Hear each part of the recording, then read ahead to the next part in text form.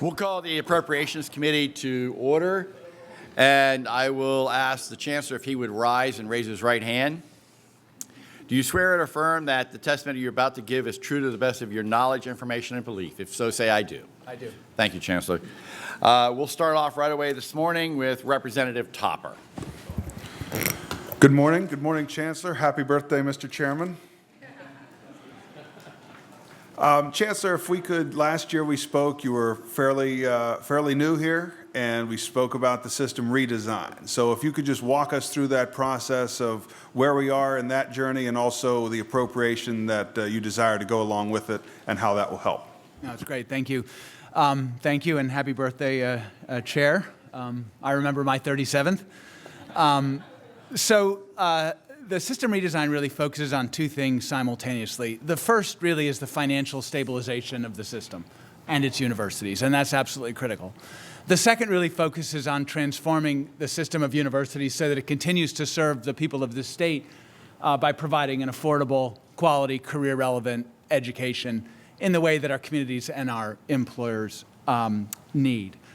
Critical to both of those objectives, financial stabilization and transforming our universities in service to the state, is our ability to leverage our operating scale, to stop doing things 14 times over, to enable students wherever they're located across our system to have access to the educational programming that's available elsewhere, to continue to ensure that our programs address the needs of employers and communities and are thus relevant to our students. So the system redesign is really looking at how we use our operating scale in that way. It has a number of component parts, all of which are marching forward. One is to reduce cost through adopting a range of shared services. Another is to put in place an infrastructure which allows our universities to do shared academic programming, to allow students at any one university to have access to the programs at others. And there are a variety of other aspects. The Appropriations Request does three things. It seeks a 2% increase in our operating budget. That's basically our cost to carry and allows us to continue our commitment to student affordability.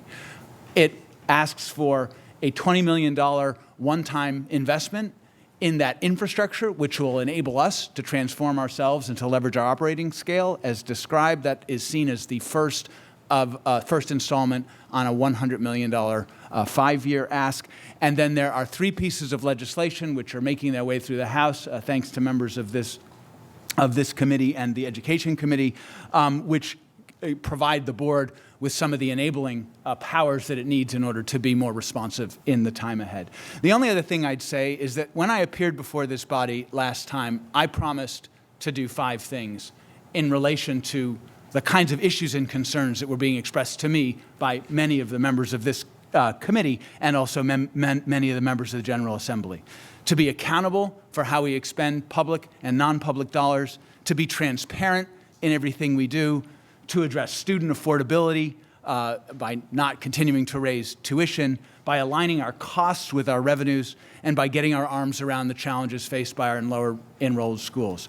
Over the last year, we have made tractable progress in each of those areas. There is, I'll admit, a great deal more to do, but we are well on our way in achieving the objectives of this system redesign, and I expect to continue to deliver on the promises next year that I make for the current. What are some of the things that you cannot do now that if this package of bills, if the redesign legislation goes through, you will be able to do? Can you give us a couple specific examples, especially in terms of the cost efficiencies and saving measures? Yeah, sure.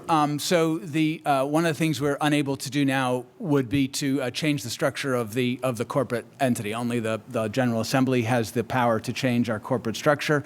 So that if we wanted to, for example, set up a new school to operate a school of nursing on a statewide level because it made more sense, because it introduced greater efficiencies, we would be unable to do that without introducing, asking you to introduce legislation to enable us to do that. If that school of nursing did not succeed, we would be unable to go back to the way we're operating currently. So there's an example of one aspect, a critical aspect. A second aspect is that we are regulated in our use of our dollars as if all of our dollars were public dollars. only 25% of our dollars are public dollars, and so we're seeking in a second piece of legislation to have a partition of funds more along the lines of the state-related. So we're regulated appropriately for our use of state dollars, but able to spend private dollars without the burden of state regulation. And the one-time appropriation spread out over 5 years, just maybe, and I know time's running short, although I'm pretty sure some of my colleagues are going to follow up with some questions on this specifically. Yeah. A couple examples of how that money you foresee it being spent. Yeah, sure. So the critical things on the table at the moment are a suite of shared services that enable us to drive down our operating costs by stop doing things 14 times over. We reckon there's probably between 90 and $120 million in cost savings to be taken off the table over the next 5 years. I can break that down for you. That would be 260 to 280 million cumulative. And then also to put in place the infrastructure that would enable our students to have a greater degree of fluidity across our universities, so that if you're a student at Clarion and you need to take a specialty in your nursing program that isn't available at Clarion, but is available elsewhere in the system, that you can have access to that program. Those would be two examples. And those are the things we would actually seek to do this year with the funding that we've requested with the $20 million. Thank you. Thank you for your work. Thank you, Mr. Chairman. Representative. We have been joined by several members who are not members of the Appropriations Committee. We've been joined by Representative Benninghoff, Representative Kurt Sonny, Representative Briggs, Representative Isaacson, Representative Stats, and Representative Roy. Representative Roy sits on the Board of Trustees. Chancellor, before I go to the next questioner, maybe you want to introduce somebody that's here with you today? Well, so there is an internship program, this internship program, the Harrisburg Internship program, and the students of that program are here for their lesson in civics, as is their faculty member who is sitting to my right from Westchester, manages the program and does a fabulous job. Former Representative Milne. And a former representative. Thank you for filling that in. Morning. Very good. Our next questioner is Representative Sanchez. Thank you. And of course, a very happy birthday, Chairman Saylor. Chancellor, welcome. Thank you for being here today. I want to discuss a little bit the balance of affordability and student debt, a difficult tightrope you walk. Some of the statistics, which I'm sure you're familiar with, are staggering insofar as Pennsylvania is the 4th worst state for college affordability. PA is 49th in higher ed support per capita. On the other side of the coin, $39,302 is the average student debt for a Pennsylvania graduate.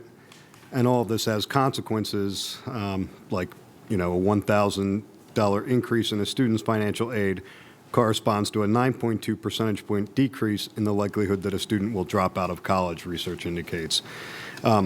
With all of that, can you give us some of your efforts to work on affordability and also limiting and educating students about debt and taking on too much debt, and also preparing them for the future, for a job when they're on the other side of that? Yeah, so a couple of things. First of all, obviously, the board introduced a tuition freeze at its July meeting for this current year.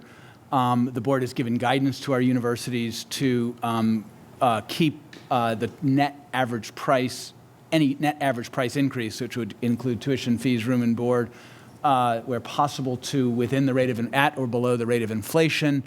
There are individual universities which are working incredibly hard to manage price in room, board, as well as fees. So this is obviously a big issue for us. Obviously, education is critically important. Financial aid literacy is critically important to all students. Even understanding things that we intuitively understand, the difference between grants and loans, may not be instantaneously obvious to a 17 or 18-year-old student coming directly out of high school. So ensuring that students know what they are getting into, not just one and done as they enter college, but throughout their college career. I addressed this issue at the Higher Education Funding Commission. To me, this is a critical challenge to the economic health and well-being of the state of Pennsylvania. The state of Pennsylvania has a significant gap in the education levels of its adult population, estimated to require 60% of the adults have some form of higher education already today, we're only at 47.5%. One of the reasons is that our education is increasingly unaffordable, in particular to low and lower middle income people, the students that typically have been served by Pennsylvania state system universities. This is a direct reflection of funding levels. I said in the Senate a couple of weeks ago, the economics of higher education are not that complicated. Public funding will be reflected in tuition levels, which will be then reflected in the levels of student debt, which will then be reflected in the level of adult attainment in the education. So these are choices, obviously, that need to be made by this body. Obviously, they're choices that need to be made, I hope will be made in partnership with us. We have a lot of work to do on our side to maintain our costs, to ensure that students are well advised, to ensure that they're making choices that make sense given their financial situation and their aspirations. But at the same time, we need to do that in partnership with the state, which understands the investment in public higher education is a critical factor in maintaining student affordability. And do you have certain workforce initiatives where people are being, well prepared for jobs and more likely to stay in Pennsylvania? So we do. In the in the appropriations request, we use the request as an opportunity to really produce a first iteration of what I'm going to call our accountability dashboard. We publish in that book data which show the return on investment in a Pennsylvania state system university education. You can see the return on investment in terms of lifelong salary earnings. And you can see that by field of study or area of study in which a student, how STEM students differ, for example, from arts and humanities students. So the ROI of our education is good. Our programming is closely aligned to workforce need. Our major programs are in business, health, STEM, and continuing education as well. And we're continuing to refresh our work with employers to align closely with their needs over the course of the next several months. We'll be doing several assemblies. The idea is to work with employer associations in opportunity zones, Philadelphia, Harrisburg, Clarion, the Northern Tier, Mansfield, to work with industries in manufacture and logistics and information technology and healthcare in order to identify high-need occupations and work with them to build credentialing programs, degree programs, that enable us to recruit students into those programs and into those jobs. Thank you so much, Doctor. Thank you. We've also been joined by two other members who are non-members of the Appropriations Committee, but here to observe today is Carol Hill Evans. I always screw it up, Carol. I always screw that up. I always want to watch it, Carol. We've also been joined by Representative Megan Schroeder as well. So with that, we'll move to our next questioner. Thank you, Mr. Chairman. Good morning, Chancellor. Good morning. First, I want to thank you for all the work you put in over the past year on the system redesign and everything else to try and help the PASHE system. I want to continue on the system redesign, specifically to talk about some of the return on investment that the system redesign will give. Not only, I think it's important to focus not only on what it will give back to the state system, but our overall economy. And I think, for those of us who are fortunate enough to have a state system school in our communities, and as you know, I have IUP, you see the impact of what's been happening with the downturn in enrollment directly in our local communities. Just for example, 5,000 students. That's roughly what we've lost over the past 5 or 6 years in Indiana. Imagine the impact of 5,000 fewer people in your community. So I think that your success is our success, and unfortunately your failure is going to be the failure of a lot of our small towns and communities that rely on the state system. So with the $20 million that you're asking to reboot the state system, you mentioned some of the return on investment in the between $260 million you said. Can you expound on that and what that would mean? Yeah. So in terms of efficiency savings, we're looking at 57 to 65 million annual, 260 to 280 million cumulative over a 5-year period. You can break that down into, so I have it broken down into savings that result from shared services, savings that result from aligning our costs with our revenues, which are big because they're, in effect, salary savings as we get smaller to meet our new enrollments. There's a cumulative salary savings of worth $200 million over the next 5 years. And then there's savings that result from demolition of underutilized buildings. So the cumulative effect is significant over the next 5 years. I think the important thing, though, it is important to go into system redesign thinking about cost and cost efficiencies. I think it's really also, it's even more important, at least in my view, to think about the kind of enhancement of capability. So I'm just going to give you maybe a few examples of the kinds of things we can do if we build an infrastructure which enables us to share in our academic programming. So one thing, and you've all heard stories about the students who needs a course to graduate and can't somehow get in or find that course, right? That is unacceptable in a university which has 96,000 students. There needs to be a course somewhere that student should be able to take. So that's an obvious example. Another example which I'm pretty compelled by is in universities which are experiencing significant enrollment decline. At some point, it becomes imperative to contract the academic program, to begin to make cuts in the available, the scope of the available programming. And of course, what happens is that there's a danger that then that exacerbates the enrollment decline, right? So we have an opportunity in our system to ensure that universities which are beginning to emerge at a smaller size can still offer the full breadth of educational programming that's available anywhere in the system by sharing with one another. So that's another critical example. Another one, and then I'll stop, for the communities in particular, is that, if I'm in a healthcare, if I'm a physician assistance program at any one of the universities that have them, I think we have 3 or maybe 4, I don't just need physician assistants who work in geriatrics. My community needs the full range of specialties in physician assistants. But a university of my size may not be able to hire faculty and staff to support the full range of physician assistantships that my community actually needs. By working together, by sharing our programs, by enabling our students to take courses and programs across our system, we can ensure that any physician assistantship program offers the full range of specialties that community will require. So there are significant capability enhancements which return to our ability to deliver to the state the workforce that it needs, and to our students the education they need at a price they can afford. So you're requesting $20 million over the next 5 years for $100 million. It is 20 million. That would be, we haven't yet profiled the $100 million, but that's not an unlikely scenario. Yeah. So let me just gloss on that. So the aim is to only request money we believe that we can spend in the following year. Okay. So the 20 million was, this is what we need, this is the prioritization that we need it in, what realistically can we accomplish? And I want to be very realistic because I expect that we will and should be held accountable for anything we do with those funds. Hypothetically, what happens if you don't get the money?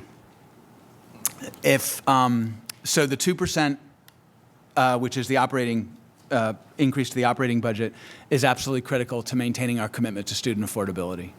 So to me, and this is obviously a board level decision, but my advice to the board would be do everything you can to maintain our commitment to student affordability. And that if we need to postpone system redesign, we will basically do the best we can, but ultimately have to take another, but ultimately likely need to adjust our course. Well, thank you for that. And as I said earlier, your success is our success, and your failure will be a failure for Pennsylvania. So we need to make sure you're successful. Thank you. Thank you.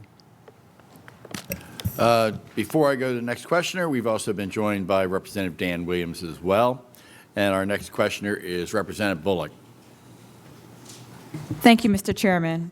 Good morning, Mr. Chancellor. How are you? I'm right over here. Thank you. I am just going to dig right in. You have about 13,000, a little bit over that, in staff across the universities. Is that correct? Could you share with me, I know you've had to make some cuts in the last year to address some of your costs, but could you share with me the diversity of that staff? And also, I would like to specifically highlight the numbers of university presidents and provosts that would fall in certain categories of diversity for women or people of color, if you could share those numbers with me as well. Yeah, I'm going to disappoint you because I can do the presidents in my head, the provosts less likely. At the leadership level, in terms of, so first of all, you're correct on the, around the number of staff. student diversity is approximately the diversity of the state. We're a little bit behind, 21% versus 23%. State level, non-white, we're 21%, a couple points behind. But on the whole, tracking very well on our student population. I don't have the diversity numbers for faculty and staff immediately in my head. It is an area for growth and opportunity, I can tell you that much, especially given the, especially in some of our schools, the pace at which their student bodies are becoming more diverse. The number in my head is that East Stroudsburg has gone from 14% to 42% non-white in, I believe, 6 or 7 years. And obviously that requires significant shift. And That's the student population? that is the student population, and that, of course, requires a significant shift, not only in supporting the development of cultural competencies amongst faculty and staff, but also in terms of the composition of faculty and staff. Oh, sorry. Yeah. Thank you. So I am disappointed as you started your comment off that you don't have that information. But I am impressed that we do have a very diverse student population. And with that being said, it is even more imperative that the faculty and staff that they are interacting with is just as diverse and reflective of the Commonwealth. And so I would look forward to receiving those numbers and look forward to talking to you more about how you do diverse your faculty and staff as we have a more and more growing diverse Commonwealth, and in fact, student population that's reflecting that as well. And you would understand my concerns around that, as students should be able to see themselves in their professors, and hopefully those professors that are there are receiving training in cultural competency and other issues that may arise when you have such a diverse student population. Yeah. And with those numbers, I would like to not just know the numbers of people of color, but also women as well. Yeah. Thank you very much. Thank you. And just to build on your concern, the cultural competencies, the training and support in cultural competencies is critically important. We have pockets of excellence. I think of the work that IUP is doing in hate speech in particular, which has been exemplary at a national level. I think some of the work that East Stroudsburg is doing, both in terms of educating students to operate effectively in very diverse environments, as well as faculty and staff, is also exemplary. But this is an area of growth for us, and I look forward to continuing the conversation. As we're looking to diverse our workforce and we want to see those students succeed and fulfill in all of those other positions where I've talked to other departments where we're lacking in diversity, it's important that those students feel welcome in your university. And I anecdotally have heard stories of not so much, but I also know that there are places that you do excel, and I look forward to hearing more about what the efforts you're making to make those students feel welcomed in their studies of choice, and hopefully encouraging them to move on into other careers throughout this Commonwealth. Thank you very much. Thank you. Our next questioner is Representative Delosier. Thank you, Mr. Chairman. Thank you, Chancellor. Over here, this direction. Over here. We're moving around on you, sorry. My question comes down to the issue of affordability.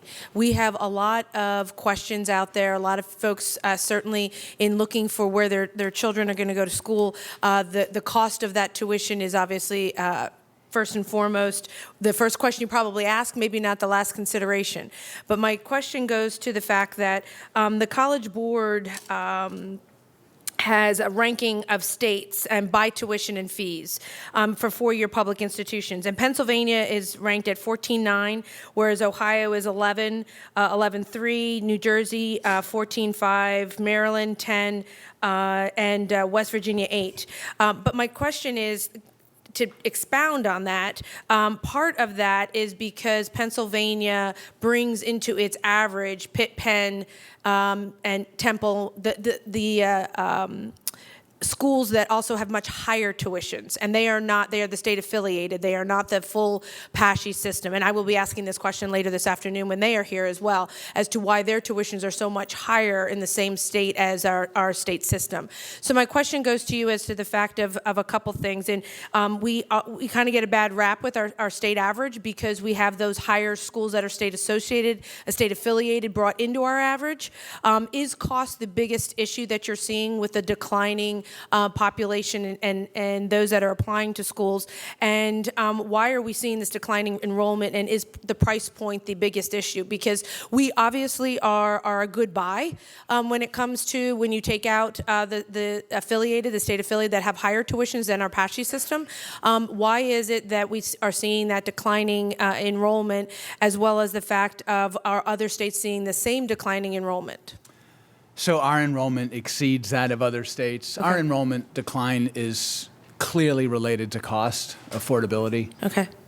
It is primarily related to cost and affordability. I mean, I don't know how to put this any differently, so I'm just going to say what I know. So the gap between a Pennsylvania state system university net average price of attendance after grants has, and the state relateds and the privates, has collapsed over the last 8 or 9 years in a way that reflects the level of state funding.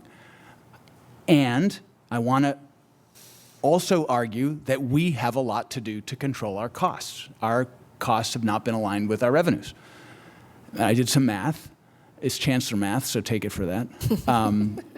If we were to align our costs with our revenues and we were to take all the savings and pour them into student tuition, we could lower our tuition by 8%, right? And average our costs out with our comparative group. If we were to average our state funding out with the nation, we would decrease our tuition, our total cost of attendance, by 22%. The real driver, right? So they're both drivers. It is important that we partner to address this situation.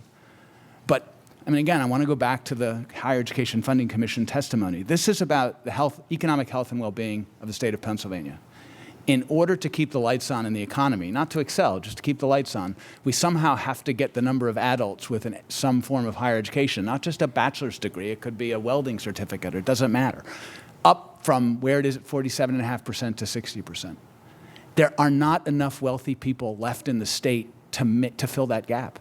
We have to do better with low-income students and with students of color, right? That the only way to fill the gap and the only way to do better with them is to make an affordable pathway into and through higher education. And I agree with you wholeheartedly as the fact of an affordable pathway and the ability to pay for schools.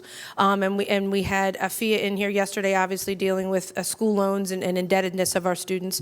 But my question would also be followed up as to the fact of, obviously, you're saying cost is the main driver, but yet there are hundreds of thousands of students that are picking these higher expensive schools, which in my mind would mean their debt's going to be that much higher when they come out of those schools. Why are they making that choice if cost is the main driver? If the cost was the main driver, in my mind, they would be picking one of the state system schools rather than a Penn State, which their tuition is much, much higher, or a Pitt or a Temple here in Pennsylvania. So is there what other driver is there that would So I'm not necessarily counter the cost? I mean, I'm not necessarily sure. I think there's a lot going on, and cost is not the only factor. But so I'm going to ask this as a question. So there I am. I'm a student, and I don't look at published price. I look at net average price. The price I'm going to pay as a student out of pocket, right?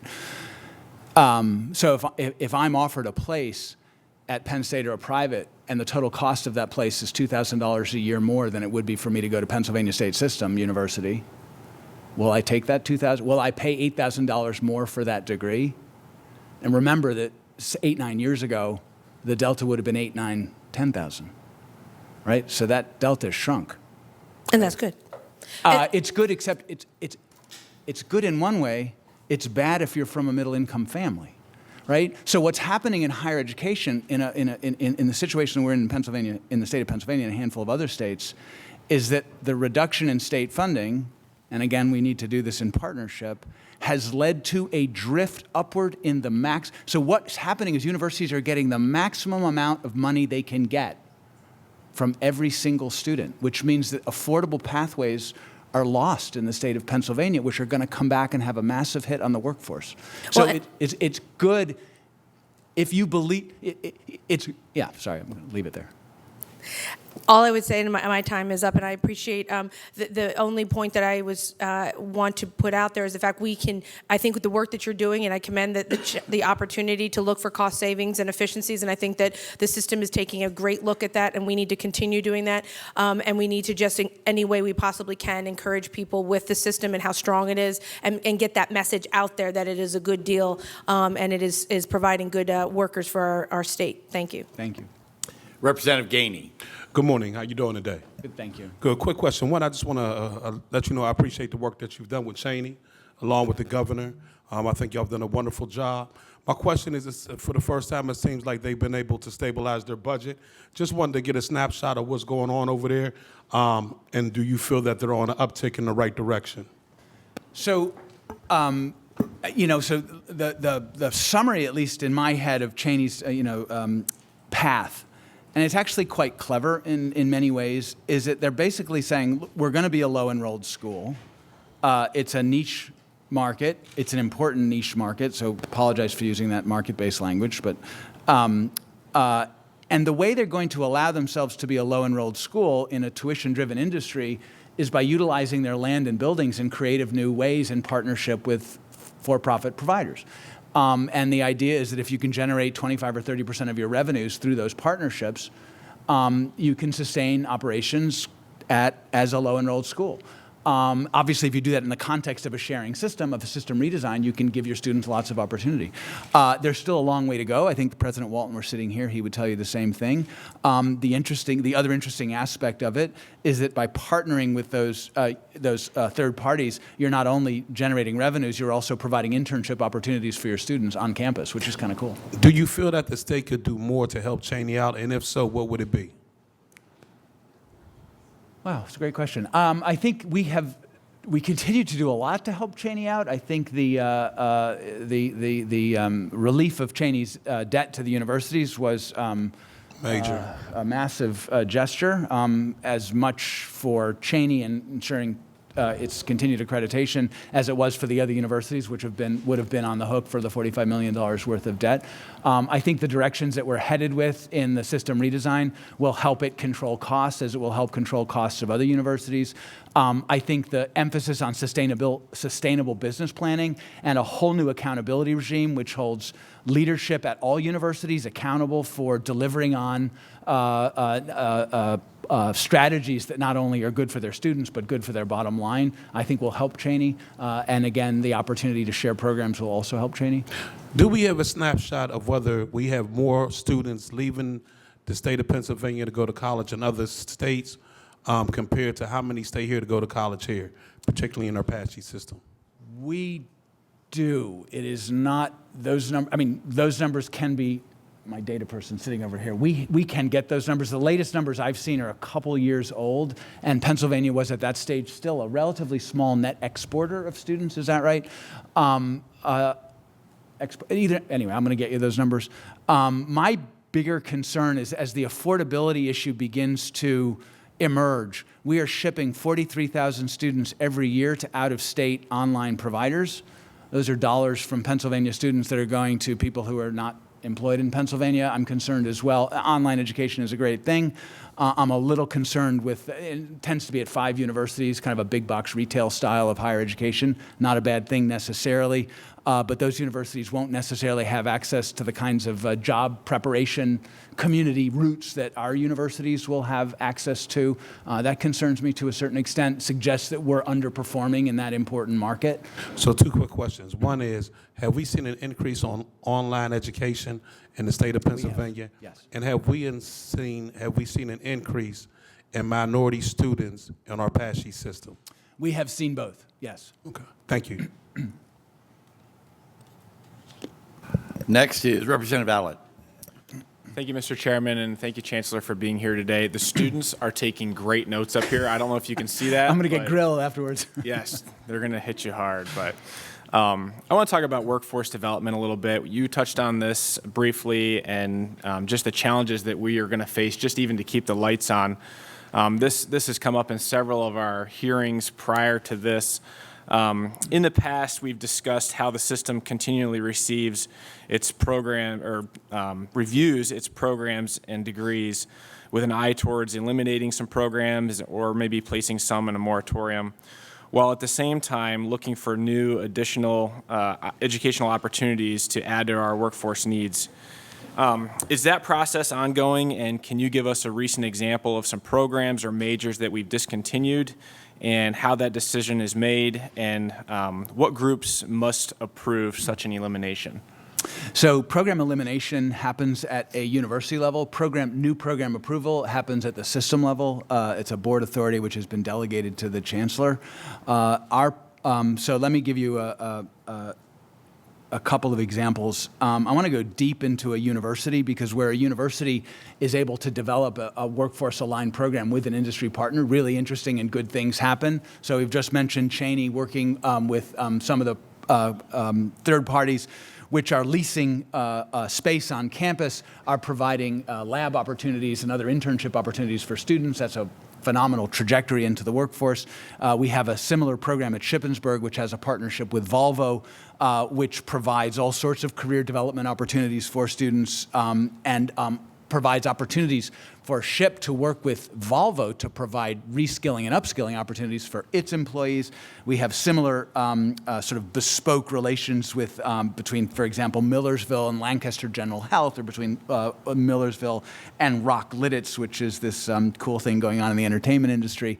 And there's any number, countless examples like that across the system. So that's, at the intimate level where the university is working closely together with a local employer or employer group to fill a high demand need. We're now escalating that work in the regional assemblies that I've spoken about, working across a number of areas, including manufacturer, construction, extraction, logistics, and supply chain, working with major employers in each of those areas, UPS and Walmart and logistics, Infotech, Apple, Unisys, Amazon, Unilever, Giant Foods, and information technology, Shell and Chesapeake Energy and extraction, and the list goes on. And the idea is to come together with those employer groups and say, what do you really need in the jobs of the future, and how can we build programs with you, not just for the students who are going into your employment, but also for your employees who need to upskill and reskill. In terms of the general academic programming, again, that's data that's available to you in the Appropriations Request,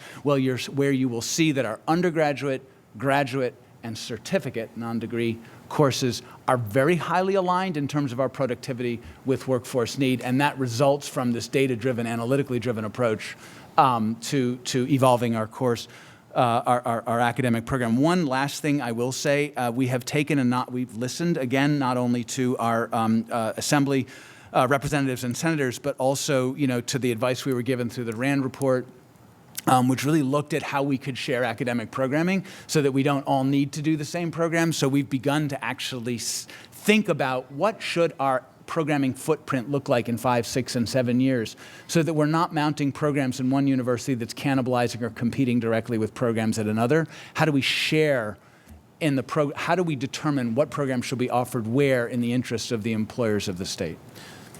So as far as the pace of which we would eliminate some of these outdated, majors or programs that we would offer, is it a long process? Is it a short process? If a university wanted to, look at some of these new opportunities, what kind of time frame does that take currently, and are there things that we could do to speed that up to make sure that we are creating jobs that will, like you said, keep the lights on? So the major obstacle to program elimination is an appropriate one. It ensures, the accreditor requires us to ensure that any student is taught out, so student doesn't have to be forced out. So that's just ensuring that program exists in some form so that your existing cohort can continue.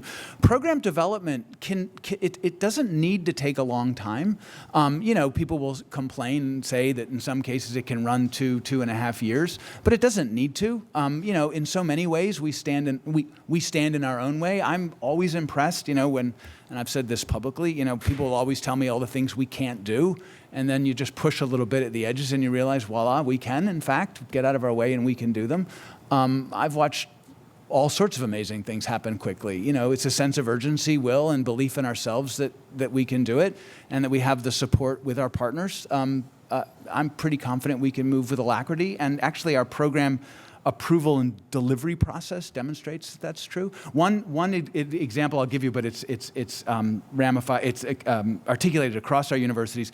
You know, our universities will have like skunk works where they're developing new programs all the time. They typically start out as minors or major areas of concentrations, and then they use them to test student demand, which is really a good thing, because before you invest full-bore in a program and, you know, getting the faculty and getting all the stuff you need in order to launch one, good to know that maybe people might be interested in it. And then they're reading those data all the time in terms of, you know, to see where the opportunities lie, and then they're able to leap onto them so that the program development time can actually appear super quick because all the bones are already in place through some of these developmental initiatives.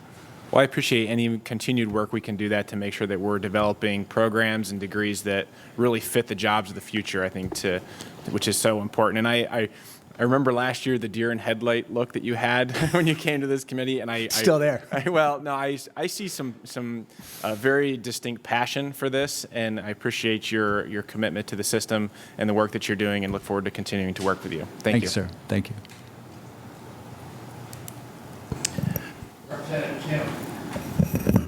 Good morning, Chancellor. Hi.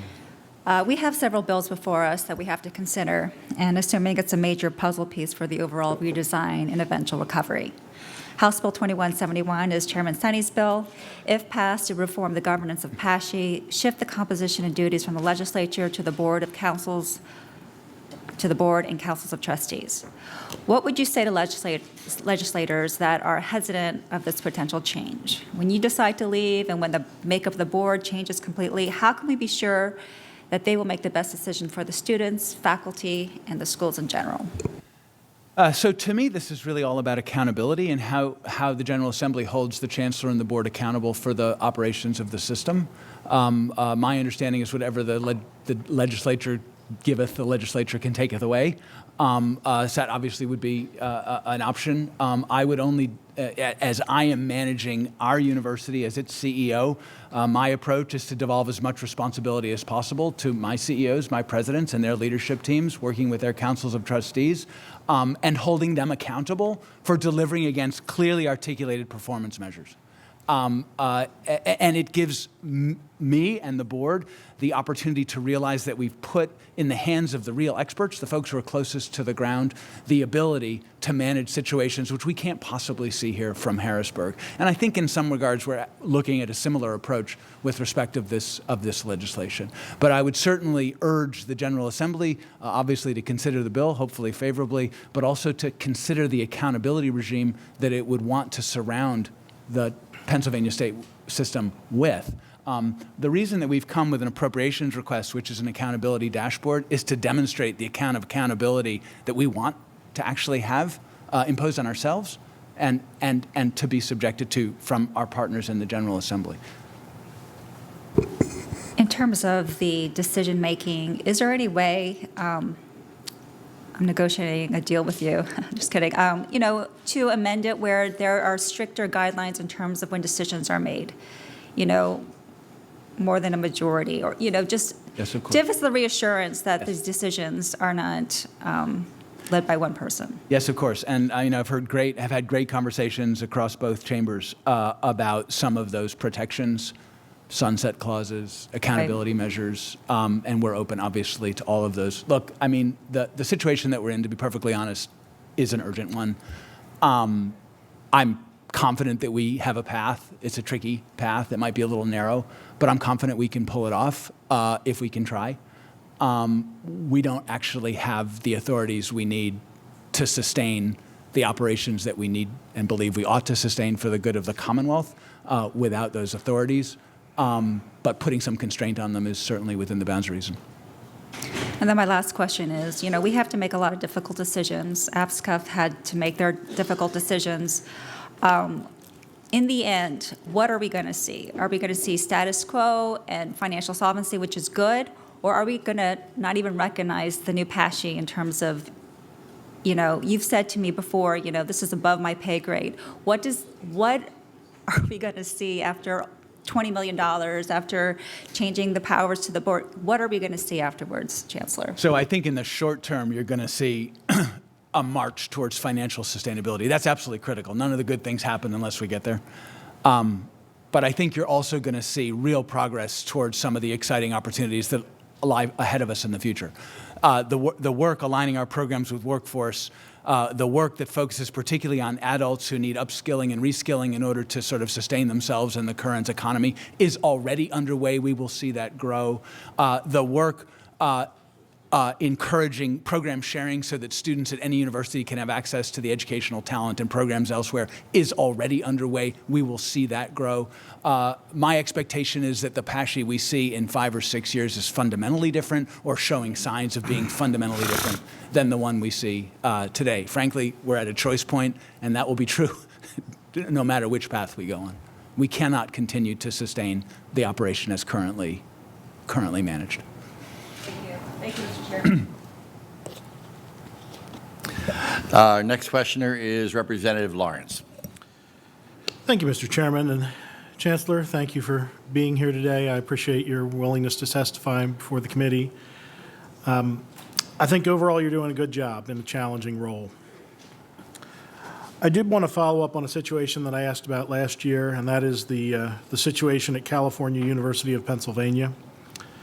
The Vulcan parking garage has been closed since shortly after its construction due to shoddy workmanship. Can you provide the committee with the current status of the garage and how the debt that was incurred to pay for the garage is being addressed, since the revenues from parking in the garage were going to go to pay down the bonds? Yeah. I do not, I'm going to disappoint you, and I'm sorry. I do not have that information at the top of my head, and I should. I can tell you that my focus is on stabilizing California financially as an operating entity. I imagine that work with the parking garage is very much within that purview. So I would appreciate if you could get some additional details about that to the committee. You can certainly send them to Chairman Saylor, and he'll get that out to the rest of the committee. Yep. So just to follow up on that a little bit, recent press reports indicate that the contractor who built the garage donated tens of thousands of dollars to the university around the time the contract for the parking garage was awarded. I realize this was long before your tenure, and I'm not asking you to speak to this specific situation, but are you confident that proper protections are in place so that we could prevent a similar situation from occurring in the future? I am. And I'm going to just give you a general observation. I've obviously reviewed our policy environment on the administration and finance side and also on the academic side, and there are places where our policies need to be updated and brought into line with our current realities, and we're obviously working our way through that. My observation is where things go wrong, it's not the policies, though, it's the people. And it's because at the end, so I've spent a lot of time focusing my attention on ensuring that accountability is in place, both individual as well as institutional accountability. And we have pretty much in the last year reconstructed our accountability and executive performance review process to ensure that those accountabilities are in place. So yeah, I have a greater degree of confidence now, and I think you should, than maybe we could have a year or so ago. Very good. I appreciate that. And Mr. Chairman, I appreciate the indulgence. Thank you. Representative Kruger. Thank you, Mr. Chairman. Thank you, Chancellor, so much for joining us here today.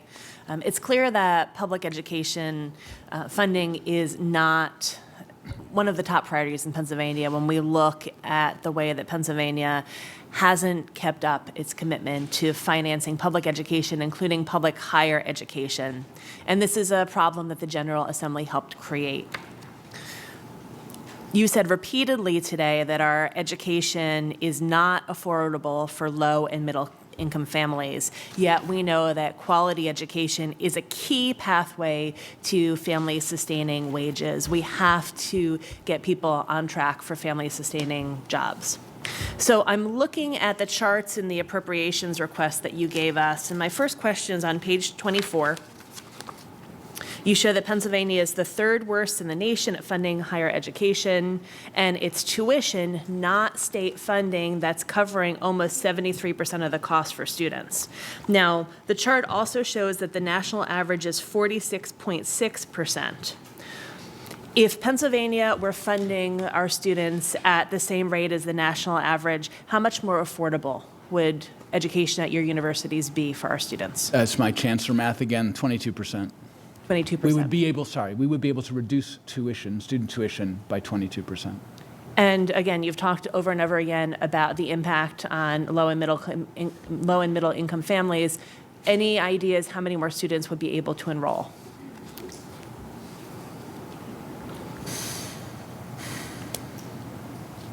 That's a great question.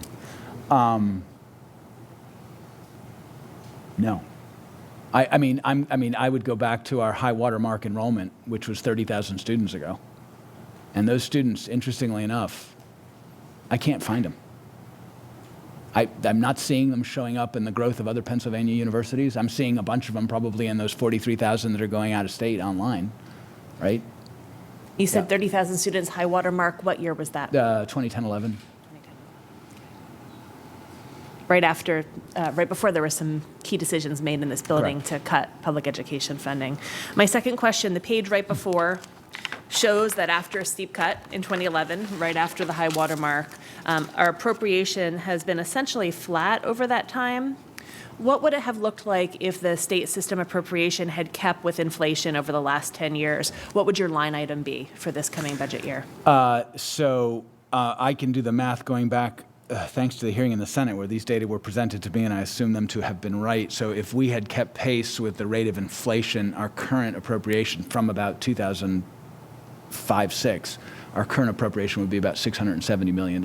$670 million. And how much are you expecting in the next budget year? We have asked for a 2% increase that would put us up to $487 million, and we've asked for a $20 million one-time.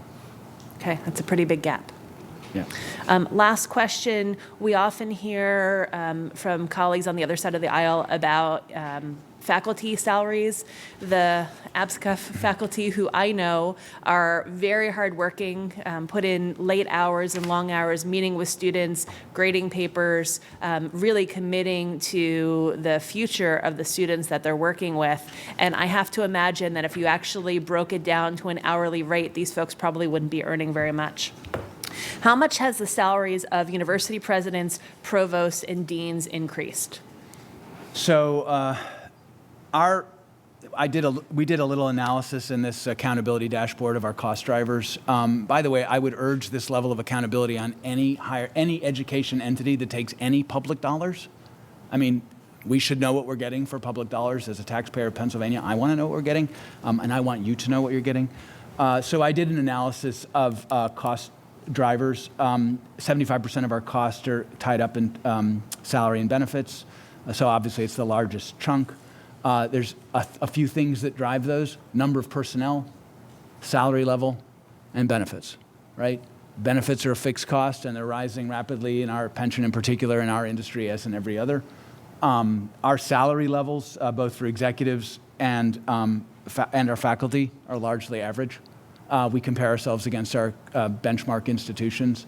Our executives are average. I say that about their salaries, not the people. Our faculty are a little bit above average for their comparator group, but if it's 8 or 10%, that's not significant. It's the biggest single driver of our misalignment between costs and revenues is that our enrollments have shrunk much more quickly than our employee count. Okay, thanks so much for joining us here today. Representative Brown. Thank you, Mr. Chairman. Good morning, Chancellor. Good morning. You have mentioned a lot, system redesign and the accountability measures that, of course, we want to see with everything. You also mentioned, obviously, we can't sustain the way that we are currently working. The budget materials that you did provide contain university financial efficiency and sustainability measures, and which include the annual operating margin ratio, which basically shows for every dollar of revenue a university receives, how much is left after operating expenses. The primary reserve ratio, which shows how long a university can function and pay its obligations, and then the university minimum reserves, which shows the number of days a university could operate without additional revenue. And it looks, unfortunately, as the trend obviously is not going in a good direction. We see it plummeting down. Obviously, there's concerns there, but specifically, could you produce those measures by university? Can we break those out? And if so, is there a significant variation? Are there similar measures, or are they very different? I know in an area that represents East Stroudsburg University, they have made some very difficult decisions, and my question is on the sustainability piece. How many universities are sustainable currently, and what are the other universities doing to take those measures to become more sustainable as well? So multi-question there, sorry. Great, no, the great question. So those three measures that you mentioned, plus enrollment, really are at the core of our sustainability policy and our plan. And we look at those measures for every university, and then we determine which are the ones that have the most challenging financial situations, and we have asked those to produce 5-year sustainability plans. They're currently being produced. They're in draft, and they will factor into the budget appropriations process through their completion by August, September of this year. So we do have those measures for every university. As with virtually every other measure that you see in this book, our universities vary enormously in ways that reflect regional differences, different histories, different trajectories, different leadership over the years. To your other question, I believe that every one of our universities is sustainable. To Representative Kim's question, they are not sustainable. There are several which are not sustainable without radical transformation, which is really what system redesign is all about. Why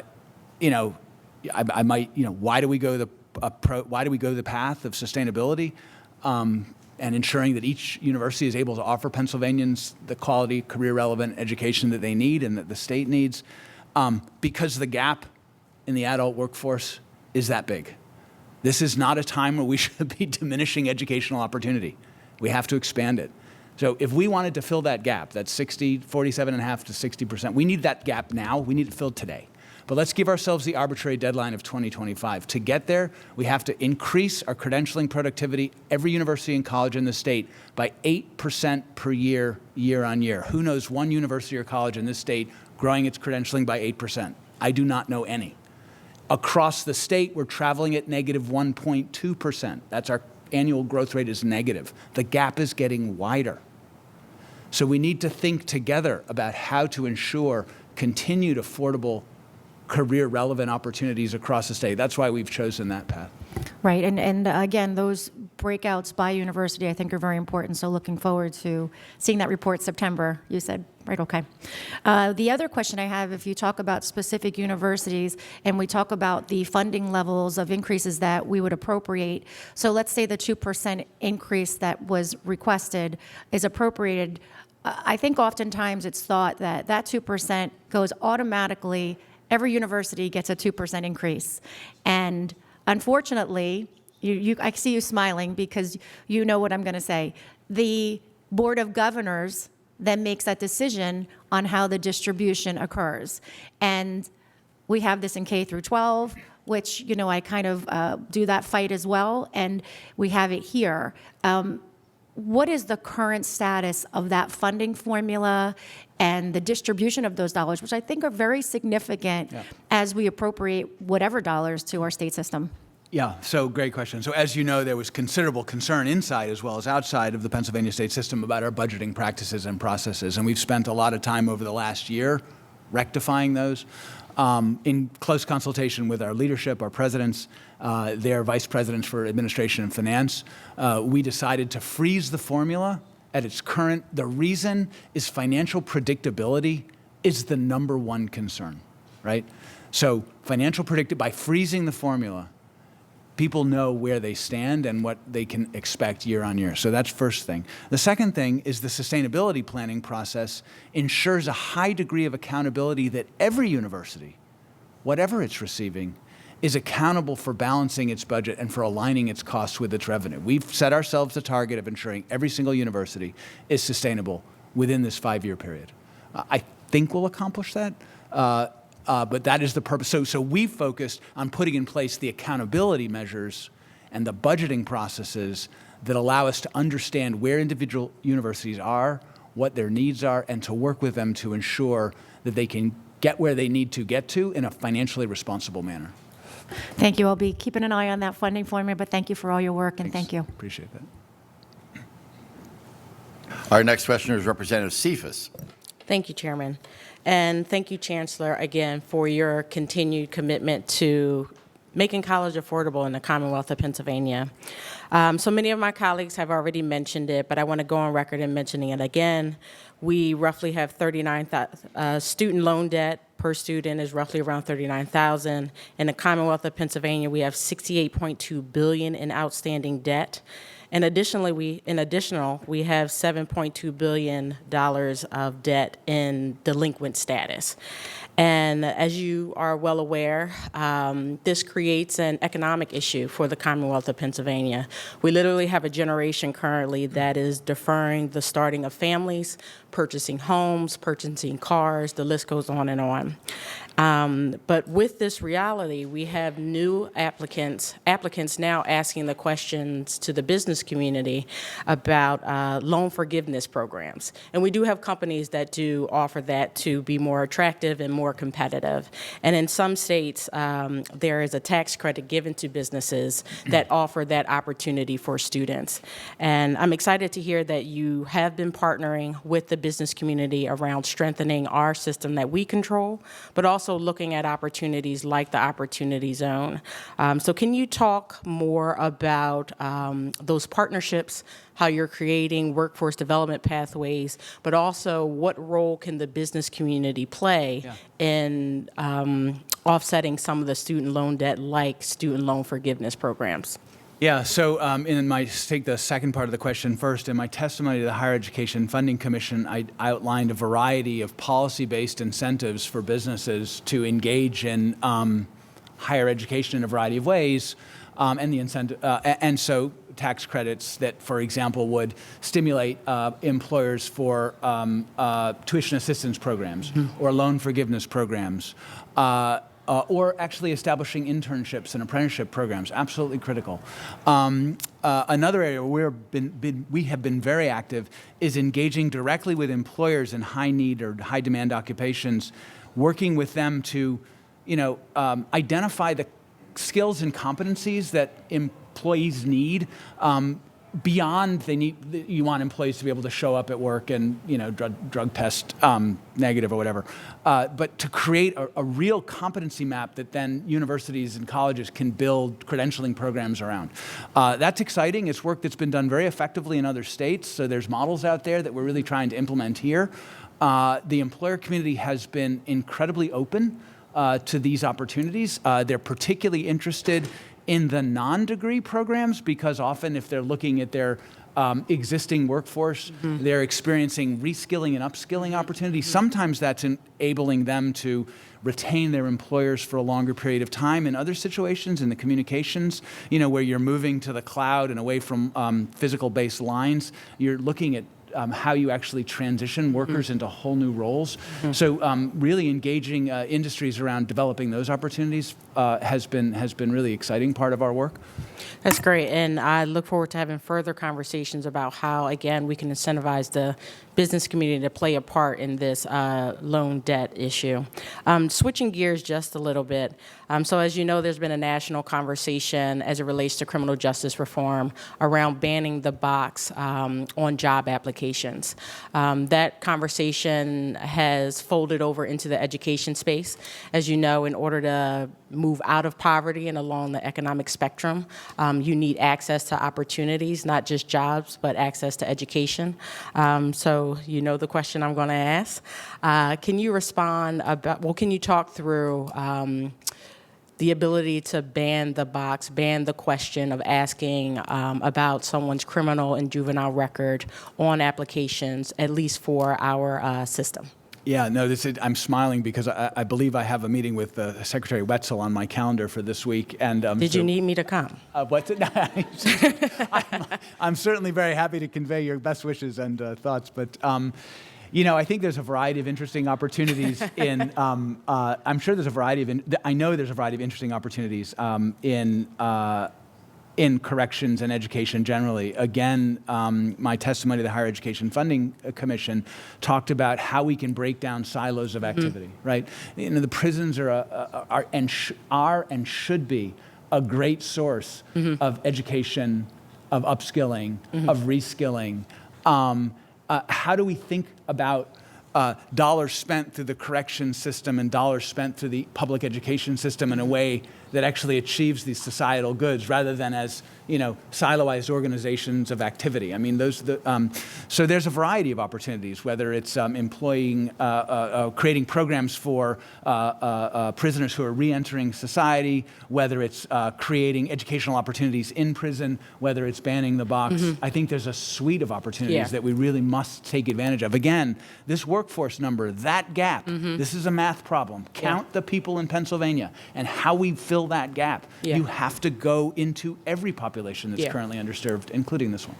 No, and I agree. And I think as we continue having this criminal justice reform conversation, we have to ensure that we're creating safety nets and removing barriers for those that are transitioning back into society. And this is yet one of the other barriers that could be addressed simply through a conversation or a meeting.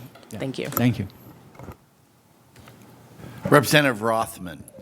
Thank you, Chancellor. Over here, good morning. Thank you for being here. A couple questions, but I did want to respond to a question about our state commitment to funding since 2010. Our appropriation per full-time student has actually increased by 22% because you've seen about a 25,000 number of student decrease in enrollment. Should there be any correlation between the number of students the state's serving and the amount of money that we appropriate for them? I think expenditure per student is a really important efficiency measure and is actually referenced in the Appropriations Request as something that we track as part of our sustainability planning. And so the answer to your question is yes. Yeah, and to that end, if 75% of your costs are salaries and benefits, and I think I saw somewhere in here that your average professor is making about $115,000 a year? Yeah, in that region. Your average executive is making $220,000 per year? The numbers in my head, our average staff is at about 90, mid-90s, and our average faculty, 115, 120. Thank you. I have a specific question about the governor's budget proposal for a Nellie Bly tuition program. Did the governor seek any input from the state system in developing this proposal? Yeah, we had, I mean, in terms of the mechanics of the proposal and the specific targeting of it, we have been working closely with the governor's office staff on various analytical aspects, yeah. So, series of questions I have about the scholarship. The criteria for the scholarship, would it be eligible for non-Pennsylvania students that come? That is my understanding. And then it's going to be a grant of about $10,000 per year or $8,000 per year per student? I think it would vary in terms of it would be tied to the student's expected family contribution. So every year we're going to have to we'll be having to provide $200 million or $204 million every year. That's the idea. My understanding is it's a 6-year that it would run for 6 years. The first instance. Because we only appropriate per year, so you're going to have to come back next year, and so and if a student doesn't graduate, one of the really alarming statistics is that the state system, and this has nothing to do with you, you've only been here for a year, and it's actually ticked up a little bit, but only 60% of the students actually graduate within 6 years. So if a student receives the Nellie Bly grant and doesn't graduate, are they still responsible for paying it back? That's a great question. I don't know the answer to it. And if I'm told they have to stay in the state, and if they stay in state each year, then it's forgiven, or they don't pay it back. But if they don't stay in the state, if they move to another state or even to another country, is the state system going to collect those loans? How do you intend to collect those loans? My understanding is that it's that the scholarship program is administered by the Department of Education. And they'll collect the loans? I don't know the answer to that Any question. interest on the loans? I don't know the answer to that question.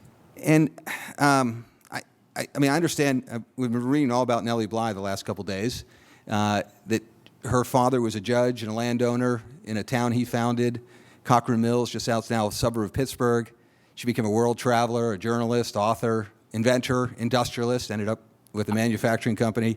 I'm wondering where it came from that she left college because of cost. It seems to me that she left college for other opportunities, and in a free market, people do that. And I'm just that taking the money from an industry that employs 23,000 people.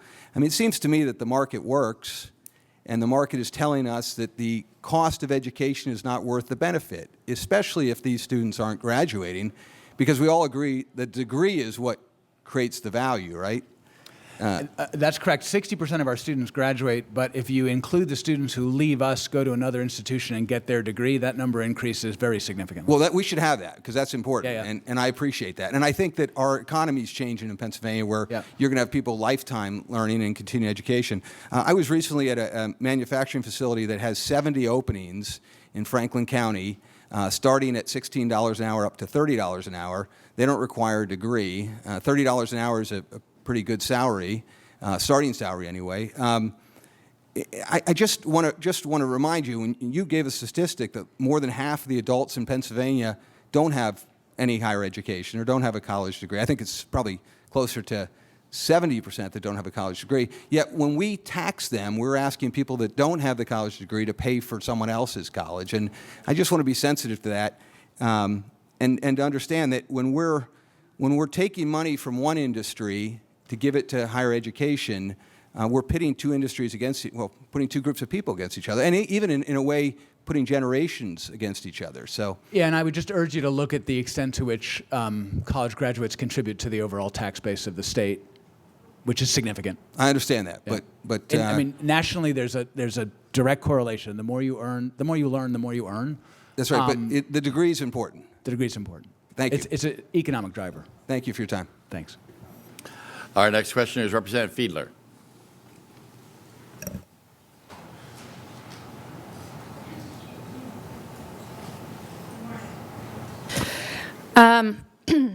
Just going to do sort of a sharp pivot away from that and ask a little bit about the coming recession, which I think is becoming increasingly clear that something in terms of our economics will happen. Hard to tell exactly when, but I think we're seeing a lot of signs of it potentially. Now, could you talk about the ways in which you are helping to prepare the system to be prepared in case of an economic downturn, and also the ways in which you are helping to think about the ways in which we will need to help prepare our students? So thinking about an increase in students who will need financial assistance to even be able to pursue some of these degrees and higher education opportunities, and also thinking about the sorts of jobs that students will need. I think you alluded to it earlier when you were talking about jobs of the future. If you could talk about that, please. Yeah, higher education is a counter-cyclical industry, so we would expect to see enrollment growth across the state as a result of a downturn. That doesn't mean we're cheering one on, just to say, but in advance of that recession, we need, I mean, this is why financial stabilization is so critically important, but it's also critically important that we are able to introduce the kind of programming agility that we'll need in order to meet the reskilling and upskilling needs, which will result from a recession. And in terms of thinking about the ways in which we can support this potential increase in students who would be attending it, do you have thoughts, or is that work that's being done as we look at ways to expand the financial support we give to potential students of our higher education system? So, you know, it goes back in some ways to the scholarship program, which is, it's not our plan, it's the governor's plan, but it's basically addressing the affordability issues that we've been talking about. You know, affordability is critical to meeting the workforce needs of the state. It is a policy choice. In the public sector of institutions, it needs to be made in partnership with universities who are running at optimum efficiencies, highly accountable, and ensuring that their programming is relevant, right, to our students. When that works and where it works well for the state and its citizens. Where it doesn't work, there are problems that lie ahead. Thank you. And certainly as we look at a potential economic downturn, as my colleagues have mentioned, these places are economic engines within their region, right? And we would want to make sure that they are financially strong and able to start from a firm footing so all the folks can stay employed at these places. Thank you very much. We've also been joined by Representative Gillen, who's not a member of the Appropriations Committee, but here observing today. And our next questioner is Representative Hahn. Thank you, Chairman. Good morning, Chancellor. How are you? I'm good, thanks. When you're talking about building these programs for workforce, you know, certificate programs or degree programs. So I'm a little concerned, that's what the community colleges do. So do you feel that you're going to cannibalize the programs at the community college, and is your tuition going to be comparable to them? So, my understanding is you go to community college, a lot of students in the areas go to the community colleges before they go to a Apache school. So can you just give me your view on that? Sure. And again, I refer to testimony I gave to the Higher Education Funding Commission. So, look, going forward, and this is tough for all of us of a certain age to get our heads around. When we went to school, there was sectors. You went to a particular school to go into a particular part of the labor market, or, and schools and sectors would focus on particular segments of the student population and particular employers. They would.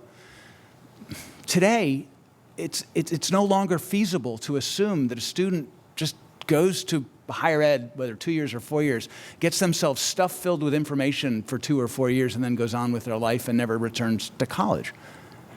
The journey is constantly into and out of some form of higher education. But I just don't want to see Apache schools turning into community colleges or competing with the community colleges. I mean, they do a good job for the population at that level. And I'm just concerned that, and where's your tuition rate going to be? So let me conclude the point, if I may.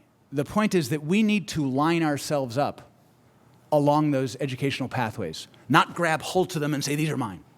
And what we're experiencing here, as in other states, is that, and I understand it, it's a kind of Hunger Games mentality. It's costly.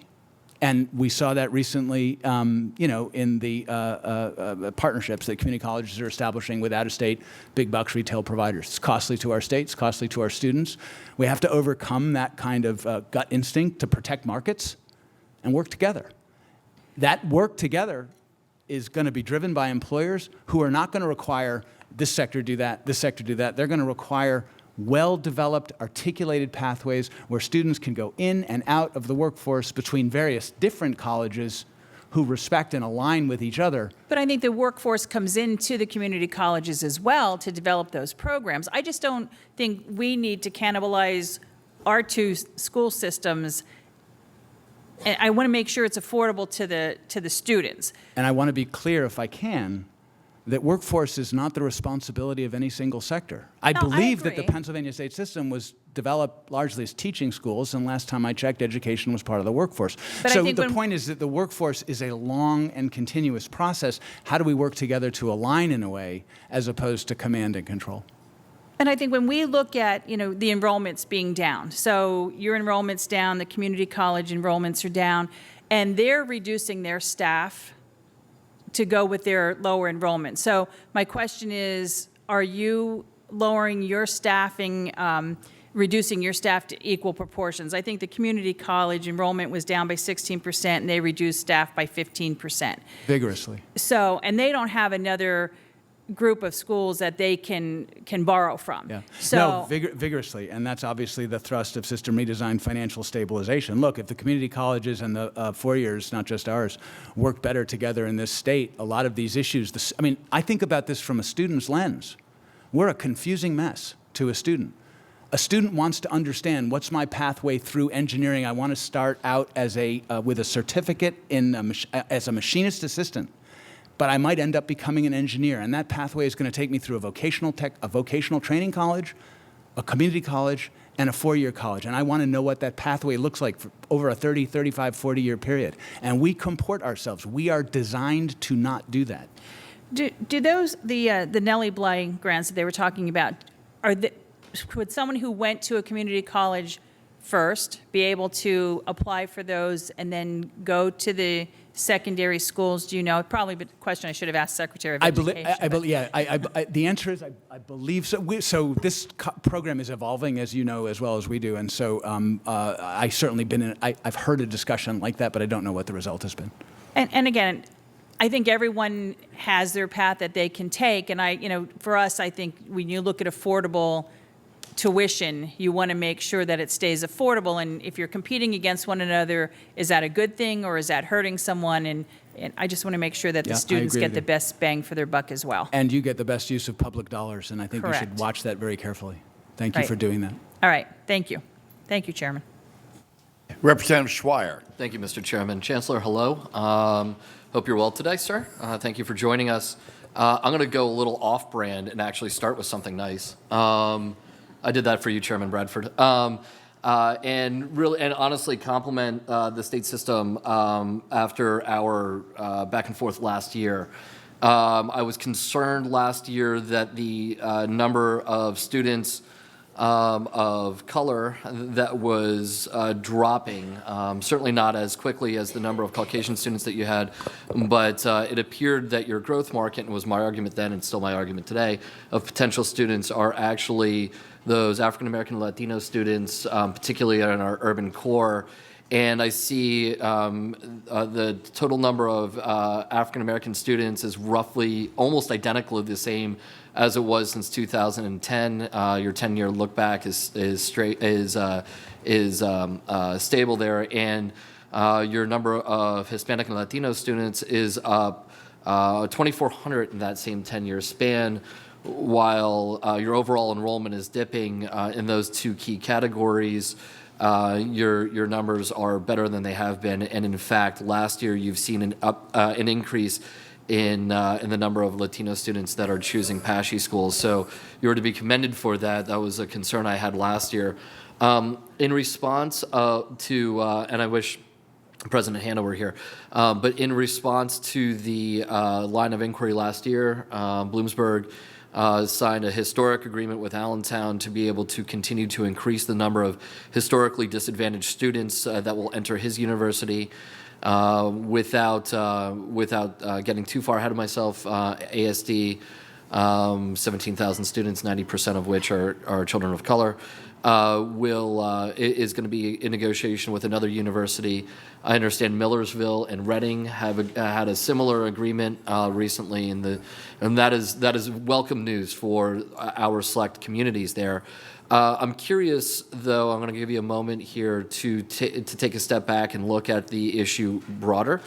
What more is PASHE doing specifically on a more global standpoint, or even some of those smaller smaller ways to invest more in our urban cores, in our communities of color, and our more disadvantaged communities? So a handful of things, actually, many of them kind of paralleling the initiatives that you mentioned, and thanks for that, calling that out. Dual enrollment programs are really important. There's really good evidence to show that students, and there's disproportionately high positive effects for low-income students and students of color who have some access to a college program a college course while they're in high school, will do better in college and actually enroll in college. So expanding dual enrollment programs, expanding the kind of outreach opportunities, targeting it very specifically into urban areas. We have a great deal of activity that's going on at Kutztown, as you've mentioned, at Bloom, at Millersville, at East Stroudsburg. I mean, East Stroudsburg has really demonstrated some phenomenal success in substantially diversifying its student body. So all of that is good. I also look at the persistence and graduation rates of low-income students and students of color, and you'll also see in this accountability report that we have our work to do. We have our work cut out for us, and we need to hold our feet to the fire for that. We're doing good work. I think there's a lot of excellent work going on through targeted programs at our universities. East Stroudsburg has a great program with men of color. There's a great multicultural center at Indiana, and I could go on about the variety of initiatives that are available and beginning to show real result. It's a slower moving needle, but I would hate to be here in 2 or 3 years' time demonstrating that we've closed enrollment gaps, but we haven't actually closed persistent and graduation gaps accordingly. No, I understand that, and I think they're both important indicators, however. I mean, you're certainly not going to be able to graduate folks if they don't walk into your door in the first place. So we have those two parallel tracks that need to be addressed, and I certainly appreciate that.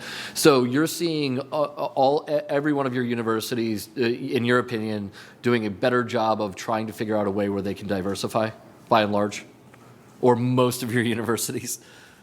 I think by and large, I think that diversity means different things depending on where you are. I don't want to lose the rural-urban dimension of Pennsylvania, right? I know, I understand. And when I think of education gaps, I think of them between black and white, rich and poor, urban and rural.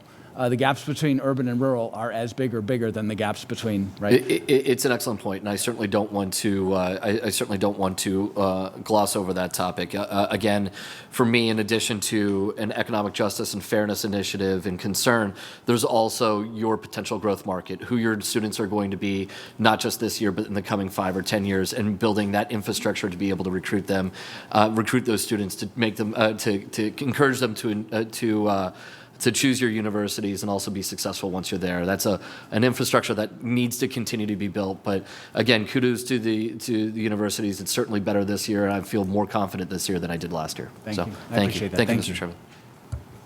Representative Greiner. Thank you, Mr. Chairman. Good morning, Chancellor. I want to circle back to Cheney University, in addition to a couple other schools. In November of last year, the Middle States Commission on Higher Education indicated that it would allow Cheney University to keep its accreditation. And one of the key factors, of course, in that decision was Governor Wolf's pledge to make sure that Cheney's $40 million debt to the other state system schools was eliminated. And I guess what I'm wondering, because I know there was questions about what was occurring there, and I don't think a lot of the schools at the time were particularly thrilled about that, but it somehow got worked out. Do you know how the governor plans to make the other 13 universities whole after forgiving Cheney's debt?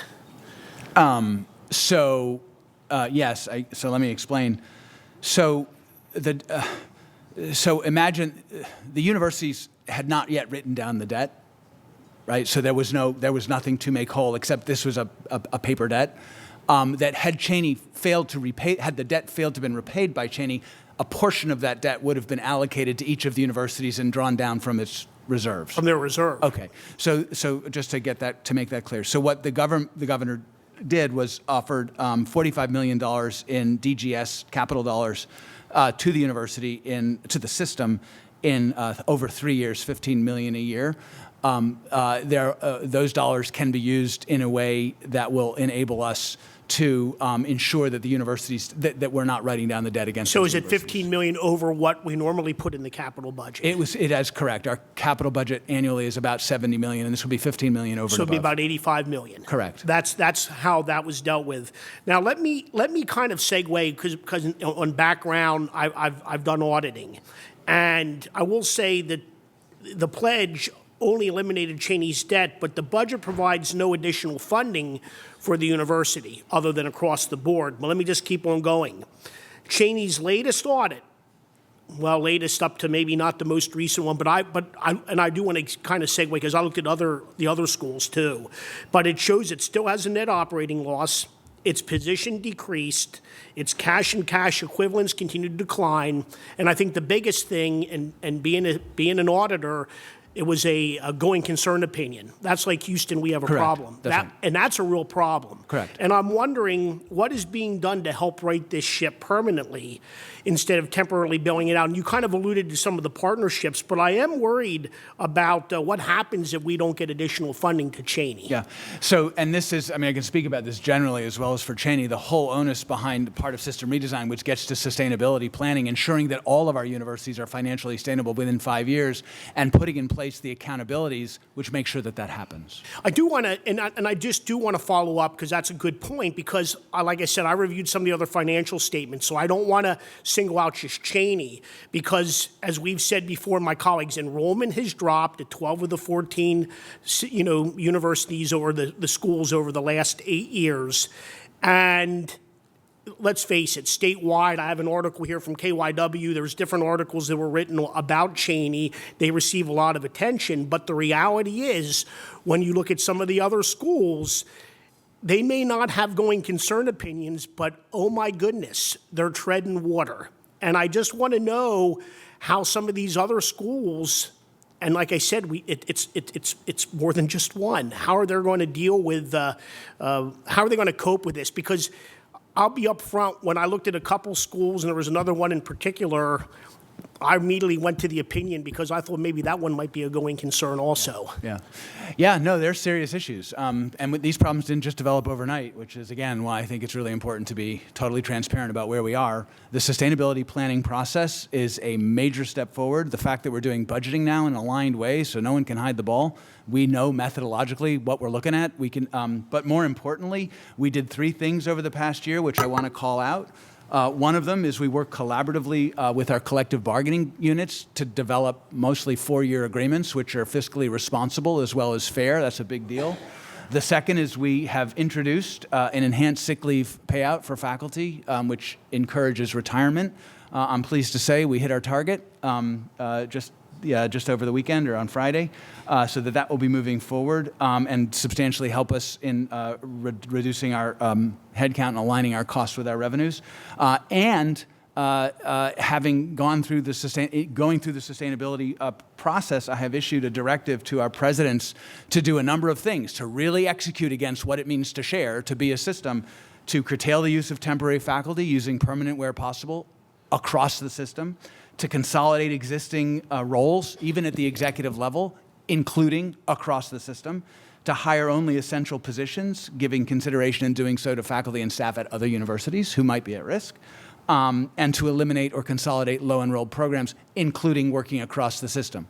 So we're putting in place a number, to the question that came up earlier, of pretty aggressive means to address our challenges. I'll just say that I have people back in my community that talk about consolidating schools in general locations, closing a couple.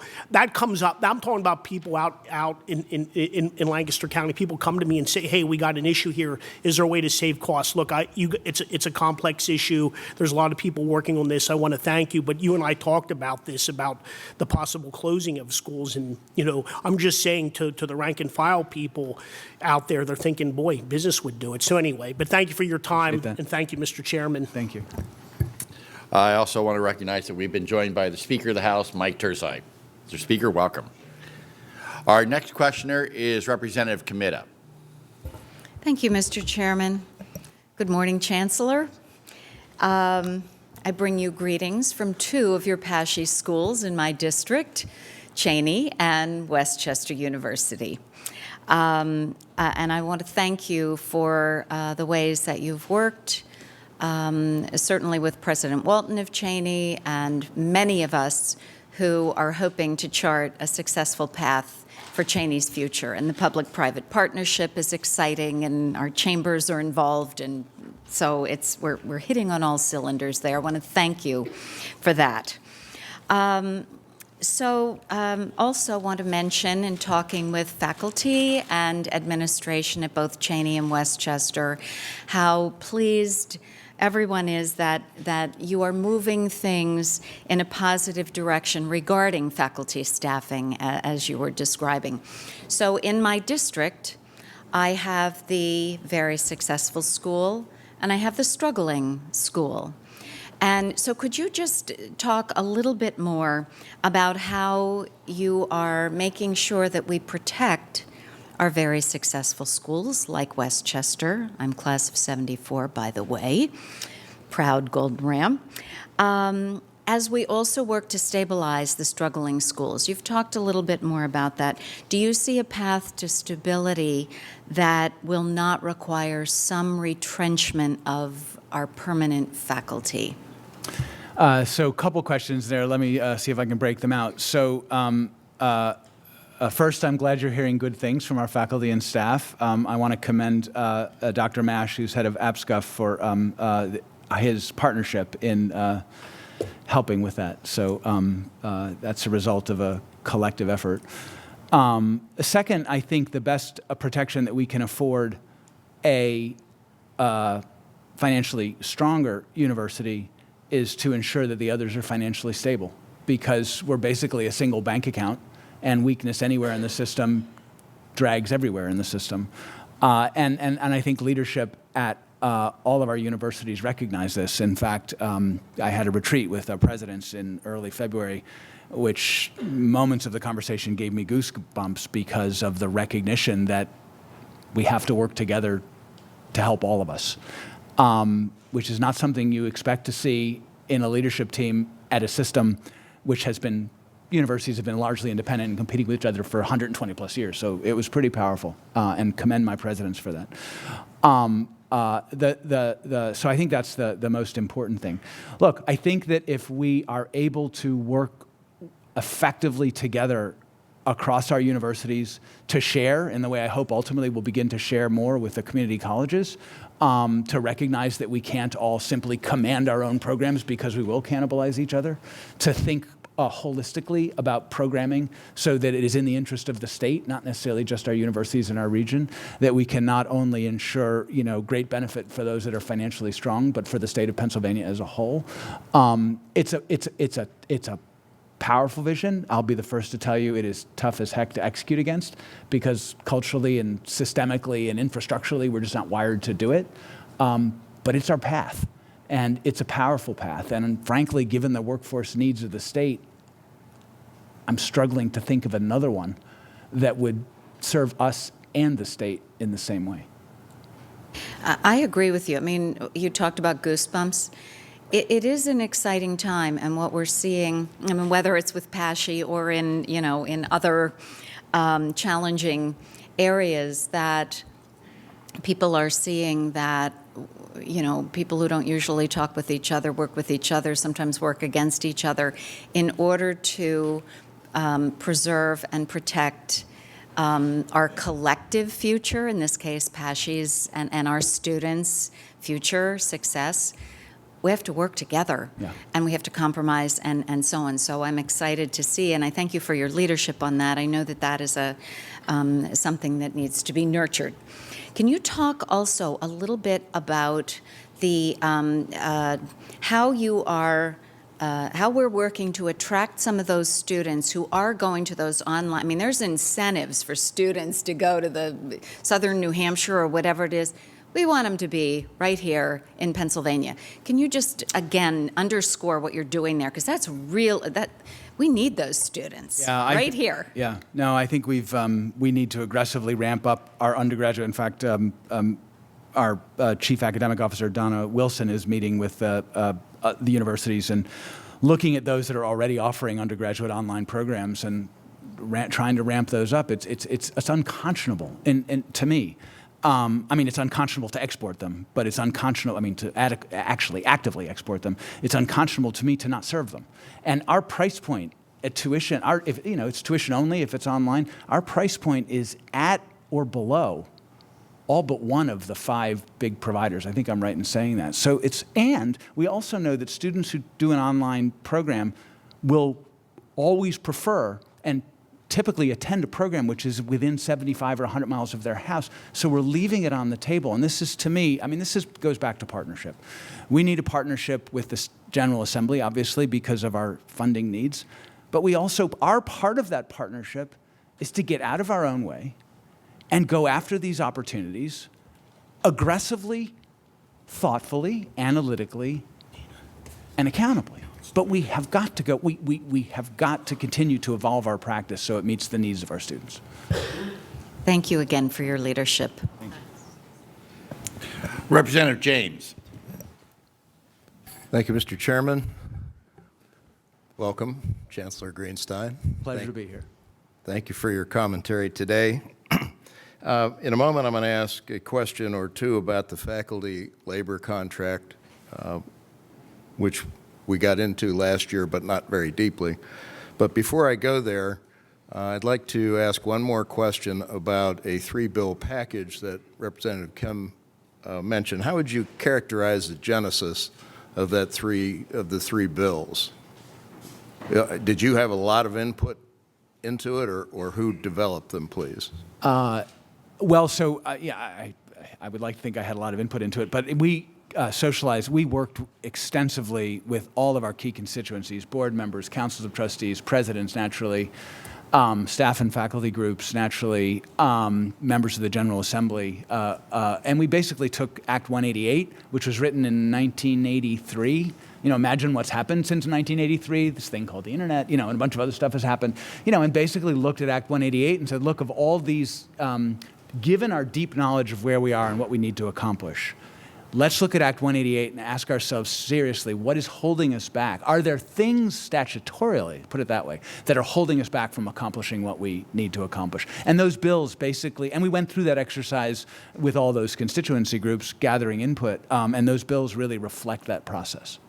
So there are many contributors to that, and they kind of funneled through your office. I wanted to be clear on that because there are some that believe that it all came from you. I wish I was that smart. No, well, I'm not. You probably are.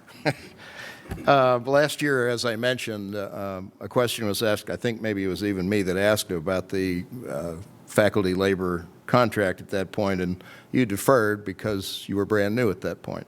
So let's open that door one more time if we could. The whole idea of the new contract, at least in theory, was to help the system hold down expenses, operate more efficiently so certain changes could be made.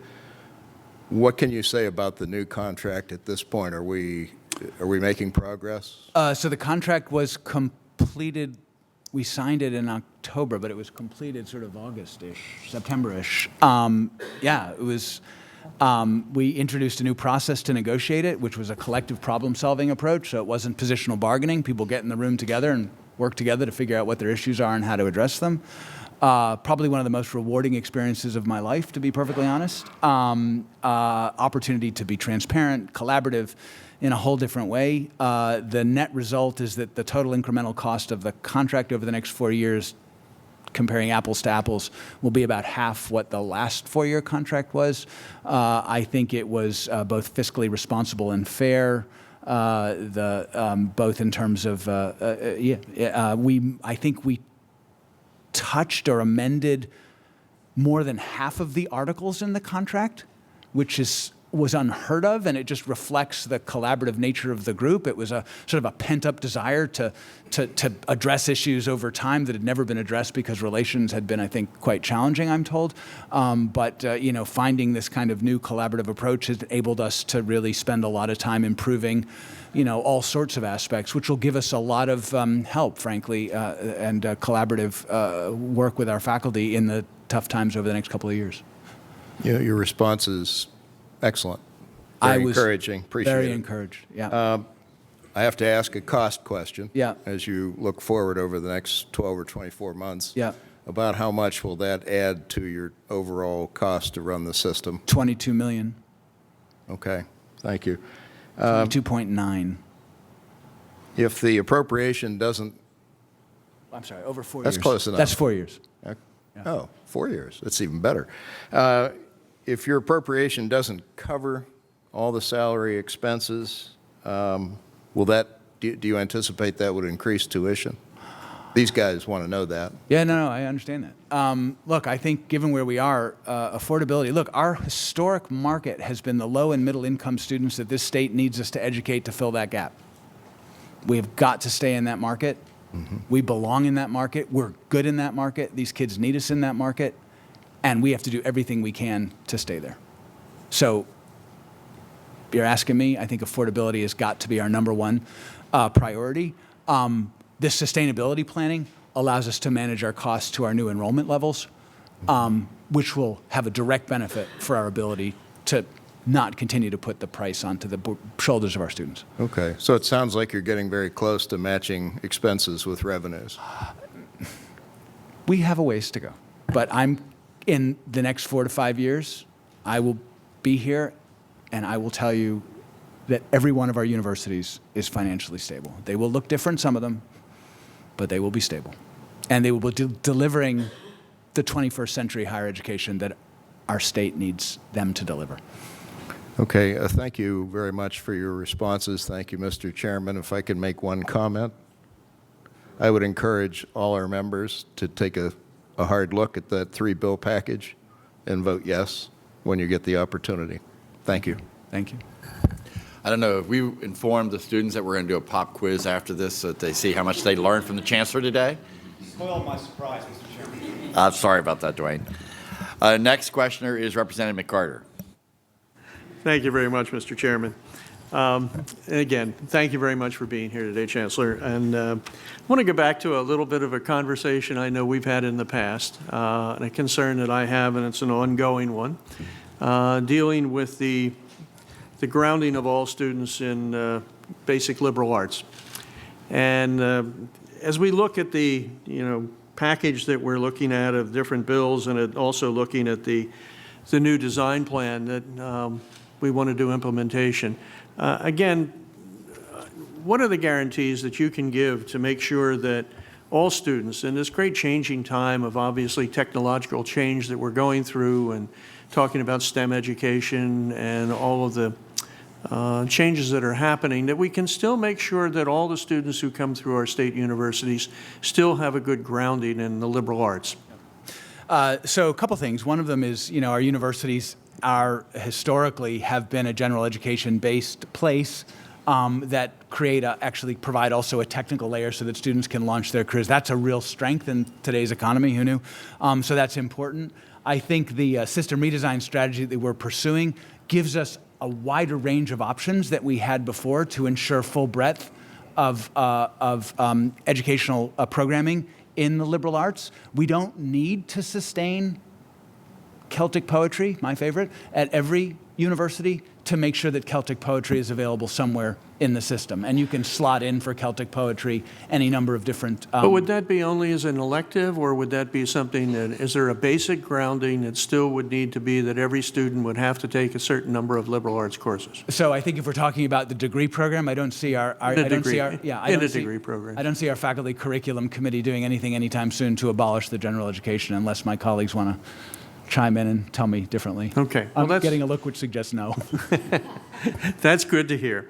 Let me spin to another area then very quickly. Obviously, we're all dealing and coping with the possibility of COVID-19 spreading throughout our schools and spreading throughout our society here. And I'm curious as to the planning that's taking place at your level in terms in the universities to deal with that, whether we've had to return students from overseas programs, or what has taken place so far, and what plans are you doing at the present moment? Yeah, no, good question. I was just on the phone this morning with my presidents talking about this subject exactly. So, here's the things that we have done. First of all, we're in close contact with the CDC and the Departments of Health, both state and federal, making sure that our universities are aware, as we are all aware of the guidelines as they continue to evolve.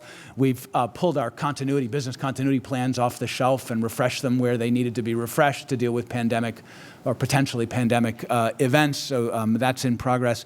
With respect to student travel abroad, universities are obviously making information available to their faculty, staff, and students. They're canceling programs that are intending to go into high-risk areas, areas identified as level 3 in the State Department or 4. Where students are returning from those areas, they're taking steps to ensure that they're quarantined. I think, and then universities are individually dealing with the issues that arise from the trips that are planned next month for Jamaica or Costa Rica or the various other educational destinations. So I'm convinced that we're being, obviously looking at this, taking it very seriously, as you would expect, and doing everything in our power to ensure our students, staff, and faculty are as safe as they can be in these times. Okay. Thank you very much. Representative Fritz is next.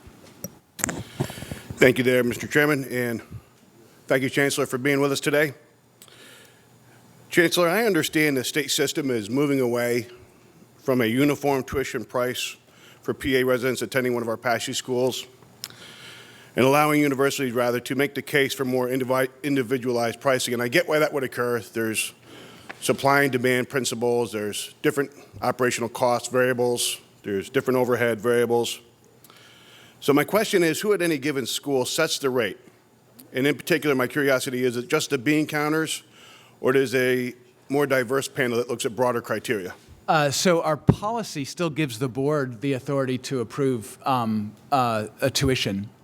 So universities are, under the new policy, able to propose their own tuition plans. The board will still have to say yay or nay, so that meeting will happen in April this year. We're taking a whole price approach because the price a student pays ultimately is made up of tuition fees, room and board, any grants that they get from FIA or from Pell or other sources.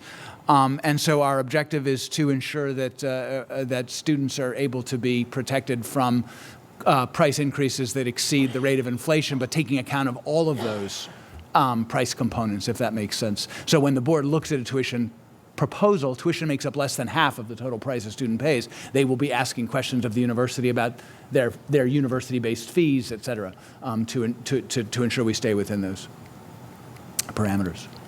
How many schools have adopted a new pricing structure? None have adopted it. The first time that a universities will be able to propose a new their own tuition will be this year. The board will consider those proposals in April, and at this stage there are 3 proposals that we're looking at. Given what has been revealed to point in this process, do we see where rates are going up, down, staying the same? Can you speak to that?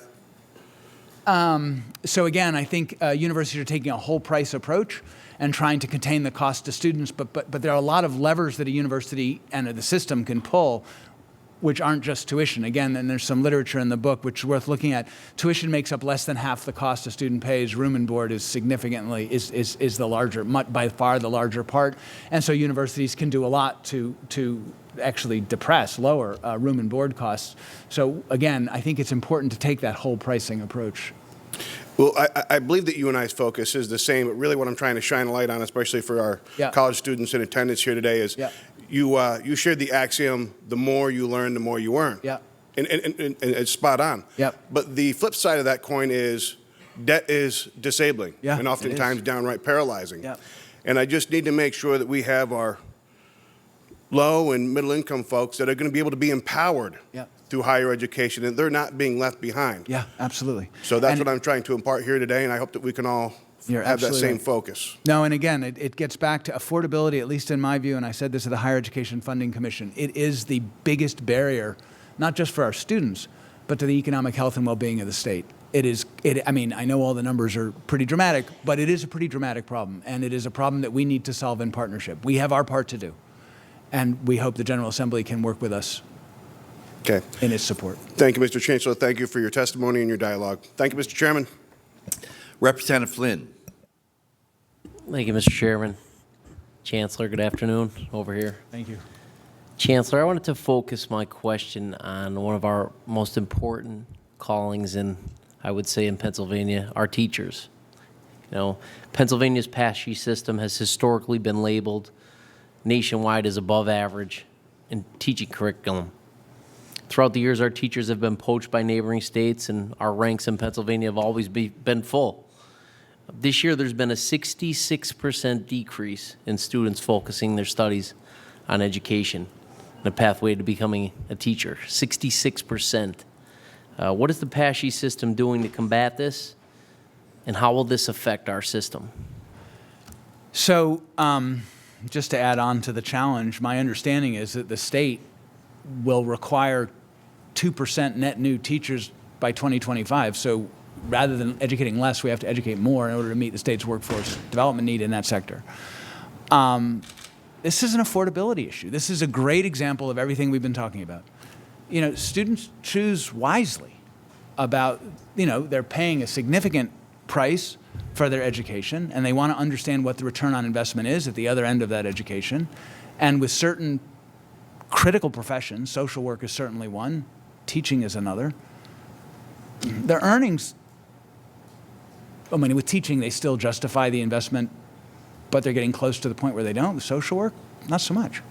So this affordability issue is not just about ensuring we keep the lights on in the economy. It's ensuring that we have a capable, ready workforce in critically, socially necessary occupations. Teaching would be the primary one. But what you're seeing in teaching is I mean, the market works. The market is working. The price of a higher education, the price of a public higher education is showing up in the choices that students are making about the subjects that they follow. So a 66% decrease, what do you think is contributing to this? Do you think it's a demonization of teachers? You're taking away their pension, you're taking away defined pension, making it a hybrid system? What do you personally feel that is My contributing to experience this? of our students, and I know there are a bunch of them sitting over here, so I'm really reticent about making this point, is that they're great. And one of the reasons that they're great is that they're super sharp. They're not just going la-di-da into education and just let's go have a good time in college. They are thinking very critically, as they ought to, about the choices that they're making, about the programmatic choices that they're making. So And we they're as doing that. legislators, you feel that we should make it we should make it easier for our students to want to come to this, to try to tweak the market here, to bring them to want to get into this profession? So again, going back to the Higher Education Funding Commission, I'll take my robes off as chancellor of the state system just for a moment. This is a statewide problem. There are high demand occupations, and there are policies that can encourage people into high demand occupations that the state, in my view, ought to consider seriously, or risk not having the workforce it needs to meet the demands of the citizens in the future.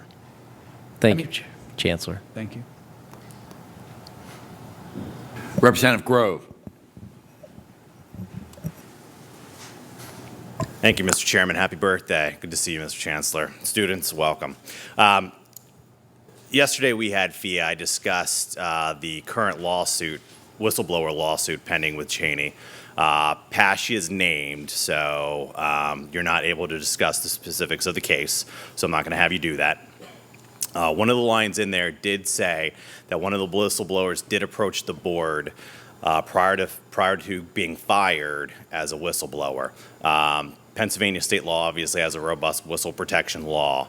Does that law apply to your office as it relates to the institutions, or does that law just apply to those institutions in those cases?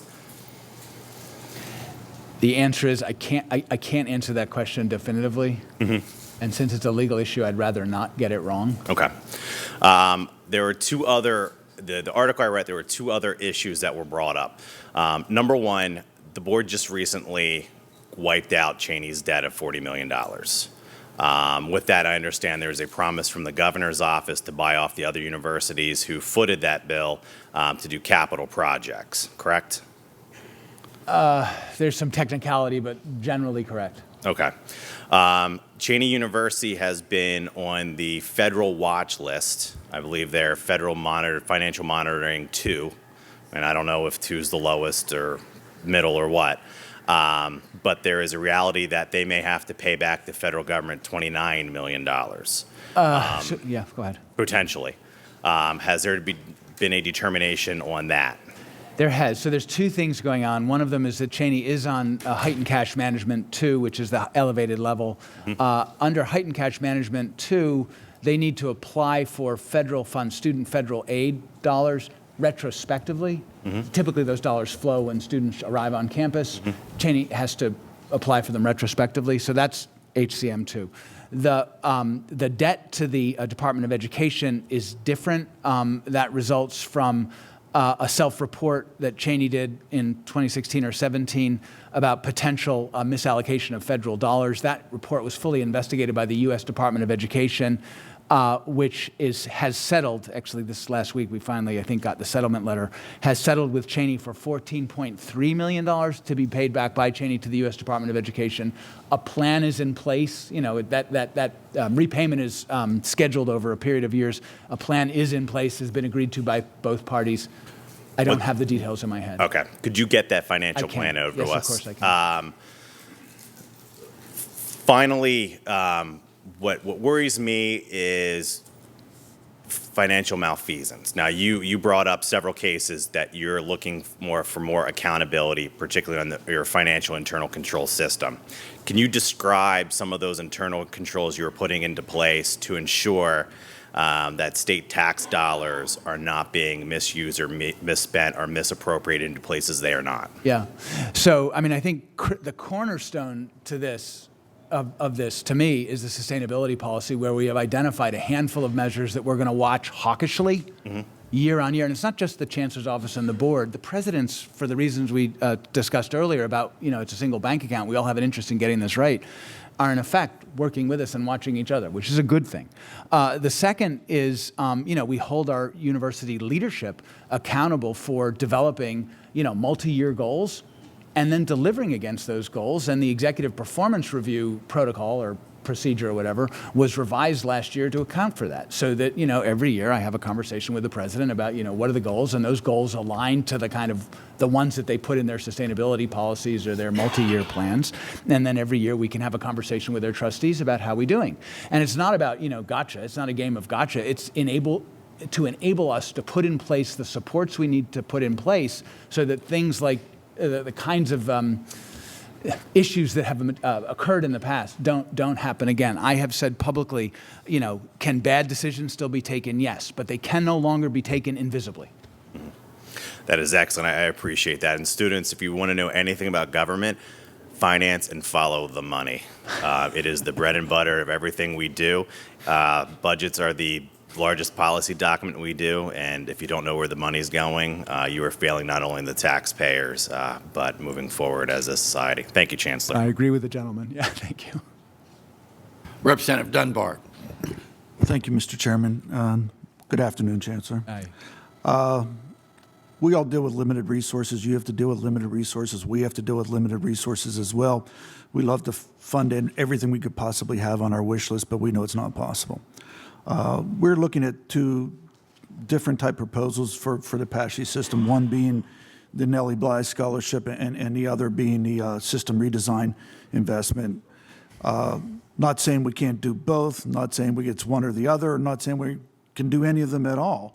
But out of curiosity, and let me be your genie for a few seconds here and grant you one wish, what would your one wish be? Which would you prefer? Sophie's choice. Yes. Let me tell you what we. And you're not going to ask for more wishes or anything like that. No, I'm not going to ask for more wishes. That would be imprudent. No, what we need is in the appropriations request. We need 2%, which is the redesign. $20 million. Yeah, it is redesign and the cost to carry, the 2%. Nellie Bly, it addresses a larger issue, and it's an important one, but it's in a different bucket in my head as a one-time policy guy. It really gets at this fundamental issue of student affordability and workforce development. I mean, it's, and I'm not discussing the source of the funding. That's an issue, obviously, for you and others to take up. But there is a major affordability issue. We have a part to play in that by reducing our costs. But these are policy choices that I think are going to have to be taken, in my view, sooner rather than later. And I know, and we are going to have to make some hard choices. That's why I wanted to have you on the record or what your preference was. Thank you. Thank you. Representative Heffley.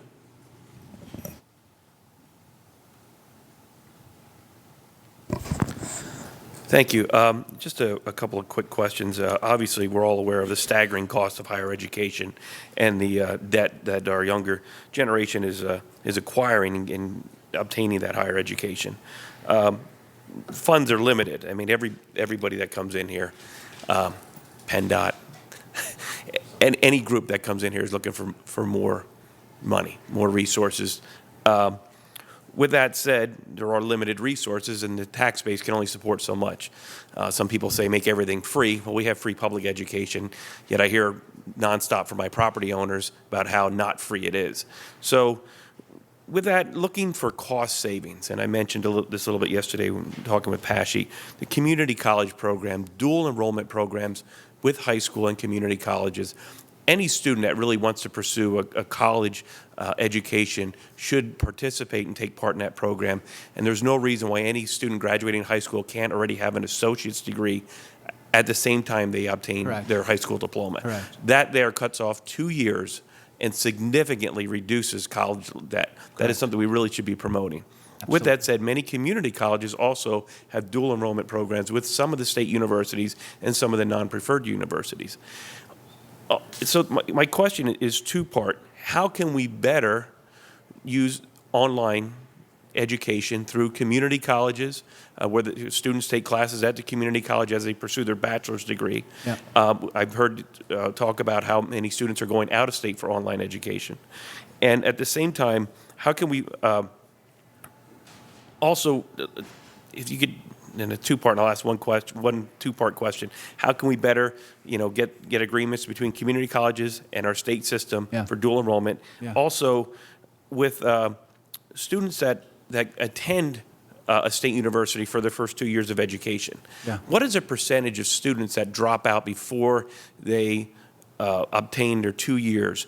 And how many articulation agreements are there between community colleges to accept those credits, so that when that student, maybe they just don't like the experience, and they have an underlying issue, they have to move home, and they can transfer those credits to the community college to at least accomplish that associate's degree and then maybe move forward. Yeah. So that's a two-part question. I think that could be significant cost savings to our generations as we move forward. So I absolutely agree. And this goes back to the conversation we were having about how do we actually align around lifelong learning pathways, not command and control over the market that we've historically had.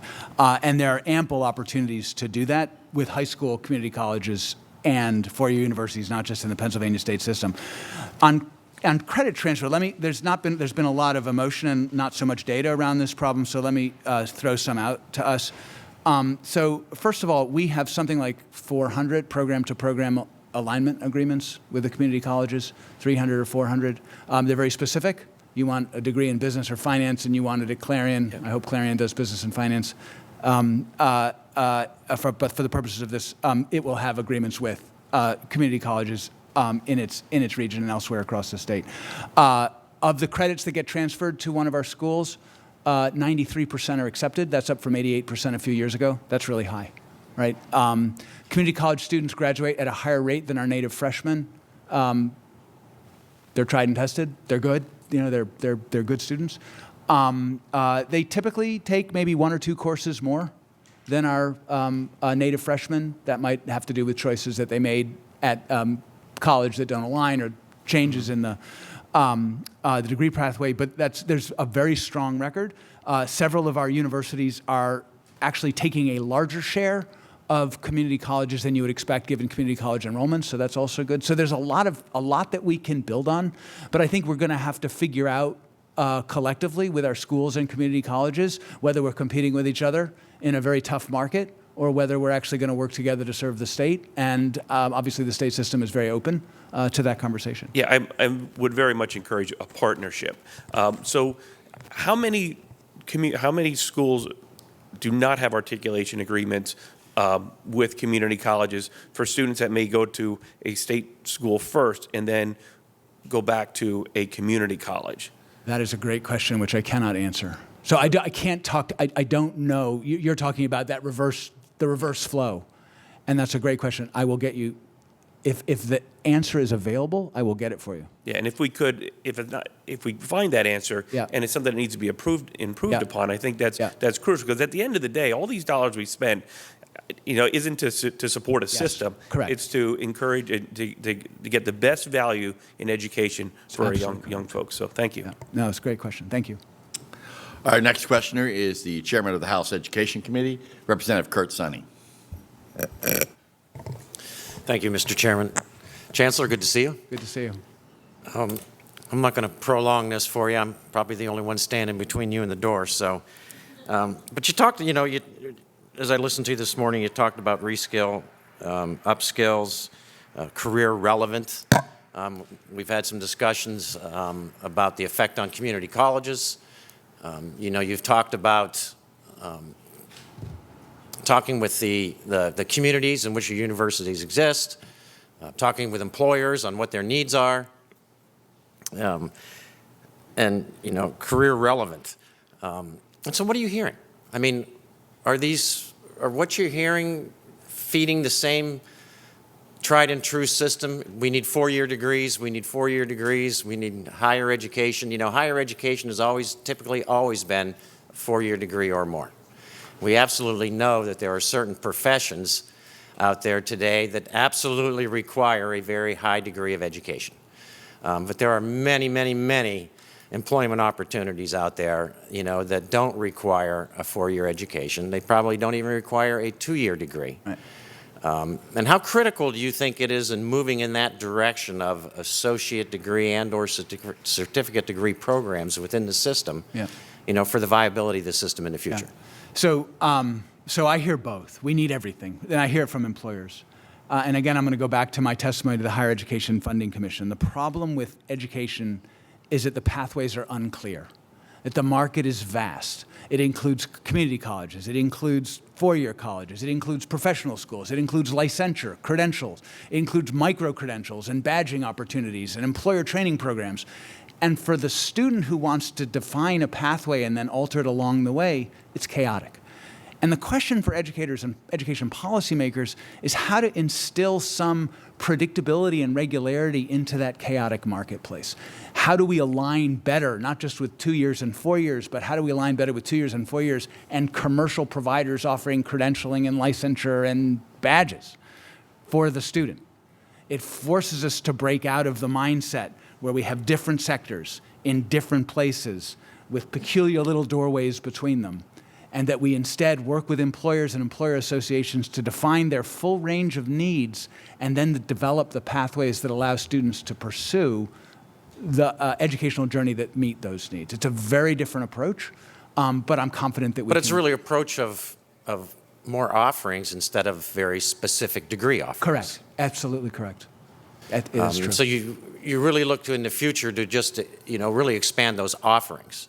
Correct. And I think as in any organization, any industry, we have to be very careful about, what are we good at? How do we build on competence? So our competency tends to be with low and middle income students. That's our birthright, and frankly, that's where the state needs us to be operating. It is increasing with underserved students, students of color, and students in rural regions. We have competence in key areas of STEM, but not all. Key areas of STEM, health, business, education, right? And so it makes sense that we can supplement in those areas where we're strong with master's degrees and bachelor's degrees, that we can supplement with non-degree, credit-bearing certificates and other kinds of credentialing programs that supplement our strength. We're probably not going to be training the next generation of brain surgeons anytime soon.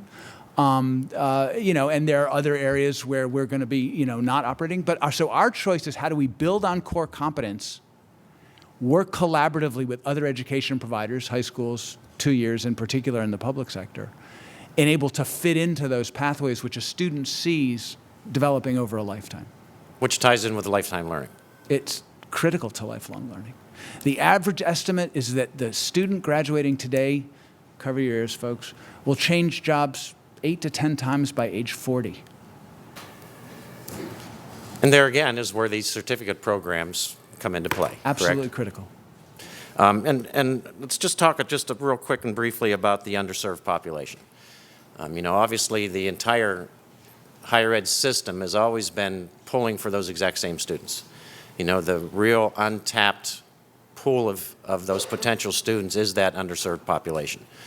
Do you believe that through the realignment and offering more of certificate and maybe associate type programs is a way also to tap into that underserved population? I think into the underserved population as you've defined it, and also into underserved adults, yes. Yeah. Thank you for your answers, and I just want to say I want to commend you for the amazing work that you've really done over the past year, and I look forward to working with you as we try to advance this legislation. Thank you. And hopefully set the system on a good path moving forward. Thank you. Appreciate it. Thank you. Thank you. Thank you, Mr. Chairman. Representative Bradford. Thank you, Chairman, and thank you, Chancellor, and I would actually just echo a lot of what the prior gentleman said. I think you're doing an amazing job, and I think you actually drew attention to the point that I was going to make, which I notice actually is in your book on page 31, and I think it's just an issue that needs to be pointed out once again, which is just the differential about that $110,000 mark, where you see that those making under those families, you're losing, I think it's 22.7%, your book indicates, enrollment down among those families. At the same time, you're having tremendous success with families above that $110,000. And if we're talking and rightfully talking about giving people those core capacity that we want them to have, those who most need it are the ones who we're losing. Right. And I just think that's so important to look at that and realize it plays out very differently socioeconomically. And that really has to be something that, as we recognize the underfunding that continues and persists in the system, how that plays out. Funding decisions have real implications in terms of outcomes, and I just think it bears repeating. So I want to thank you for everything you've said, everything you've done. If you want to make any comments on that, otherwise I just want to thank you again for the tremendous work you're doing on behalf of the system. Yeah, just one quick comment. The PA SMART program, interesting. I mean, it's game changer in many ways, but in my view, and this is really as an education technocrat, particularly because it targets the group in the middle. The lines that are dropping most quickly in that chart are the students who will benefit most from the PA SMART, the Nellie Bly Scholarship, the way it's currently designed. So it's clever in that regard. I also just wanted to add that I have it on good authority that Clarion University does do business and finance, and I felt like I needed to say that. So I appreciate that. The people in Clarion appreciate that. You can see my text feed blowing up here. No, and again, I appreciate what you said too about Nellie Bly, and I think, again, there's pushback and understandable about how that's paid for. But if we don't keep in mind, we need to pay for it. We need to come up with a mechanism to get this done. If you don't like what the governor proposed, it's looking at those numbers, it's our obligation, frankly, to come up with a way to address it. And I think the governor deserves credit for throwing out his marker and saying, okay, this is my idea. Thank you. Thank you. Very good. I did want to introduce a few people who are here today. I wanted to recognize Dr. Mash, who's with ACUP. Thank you for being here as well. AFSCA, I'm sorry. Also, we have the president of the Independent College Universities, Tom Foley, here as well, and his assistant, Nicole Duffy, a former member of the House staff, as well as Elizabeth Bolden from the community colleges. So everybody has a great interest in education. We'll be hearing this afternoon from Penn State, Pitt, Temple, and Lincoln. At 1:30, we'll reconvene. But in closing, Chancellor, I want to thank you, no pun intended, the Dr. Greenstein. You're exactly what I think the doctor has ordered for our state universities. We have, as a poor kid coming from York County going to IUP, it was one of my best options for me as a kid growing up as a farm boy in York County. So I'm excited to see some changes coming about and look forward to working with you as we move forward with Pennsylvania. Yes. I also would be remiss in not adding my voice to the chorus of folks wishing the chairman a happy birthday. I'm not going to give his age away, but he is now Social Security eligible. So if you're wondering, that is the socialism that the chairman supports. And I'm not endorsing Bernie. But anyway. With that, we will adjourn, and I wish the students good luck.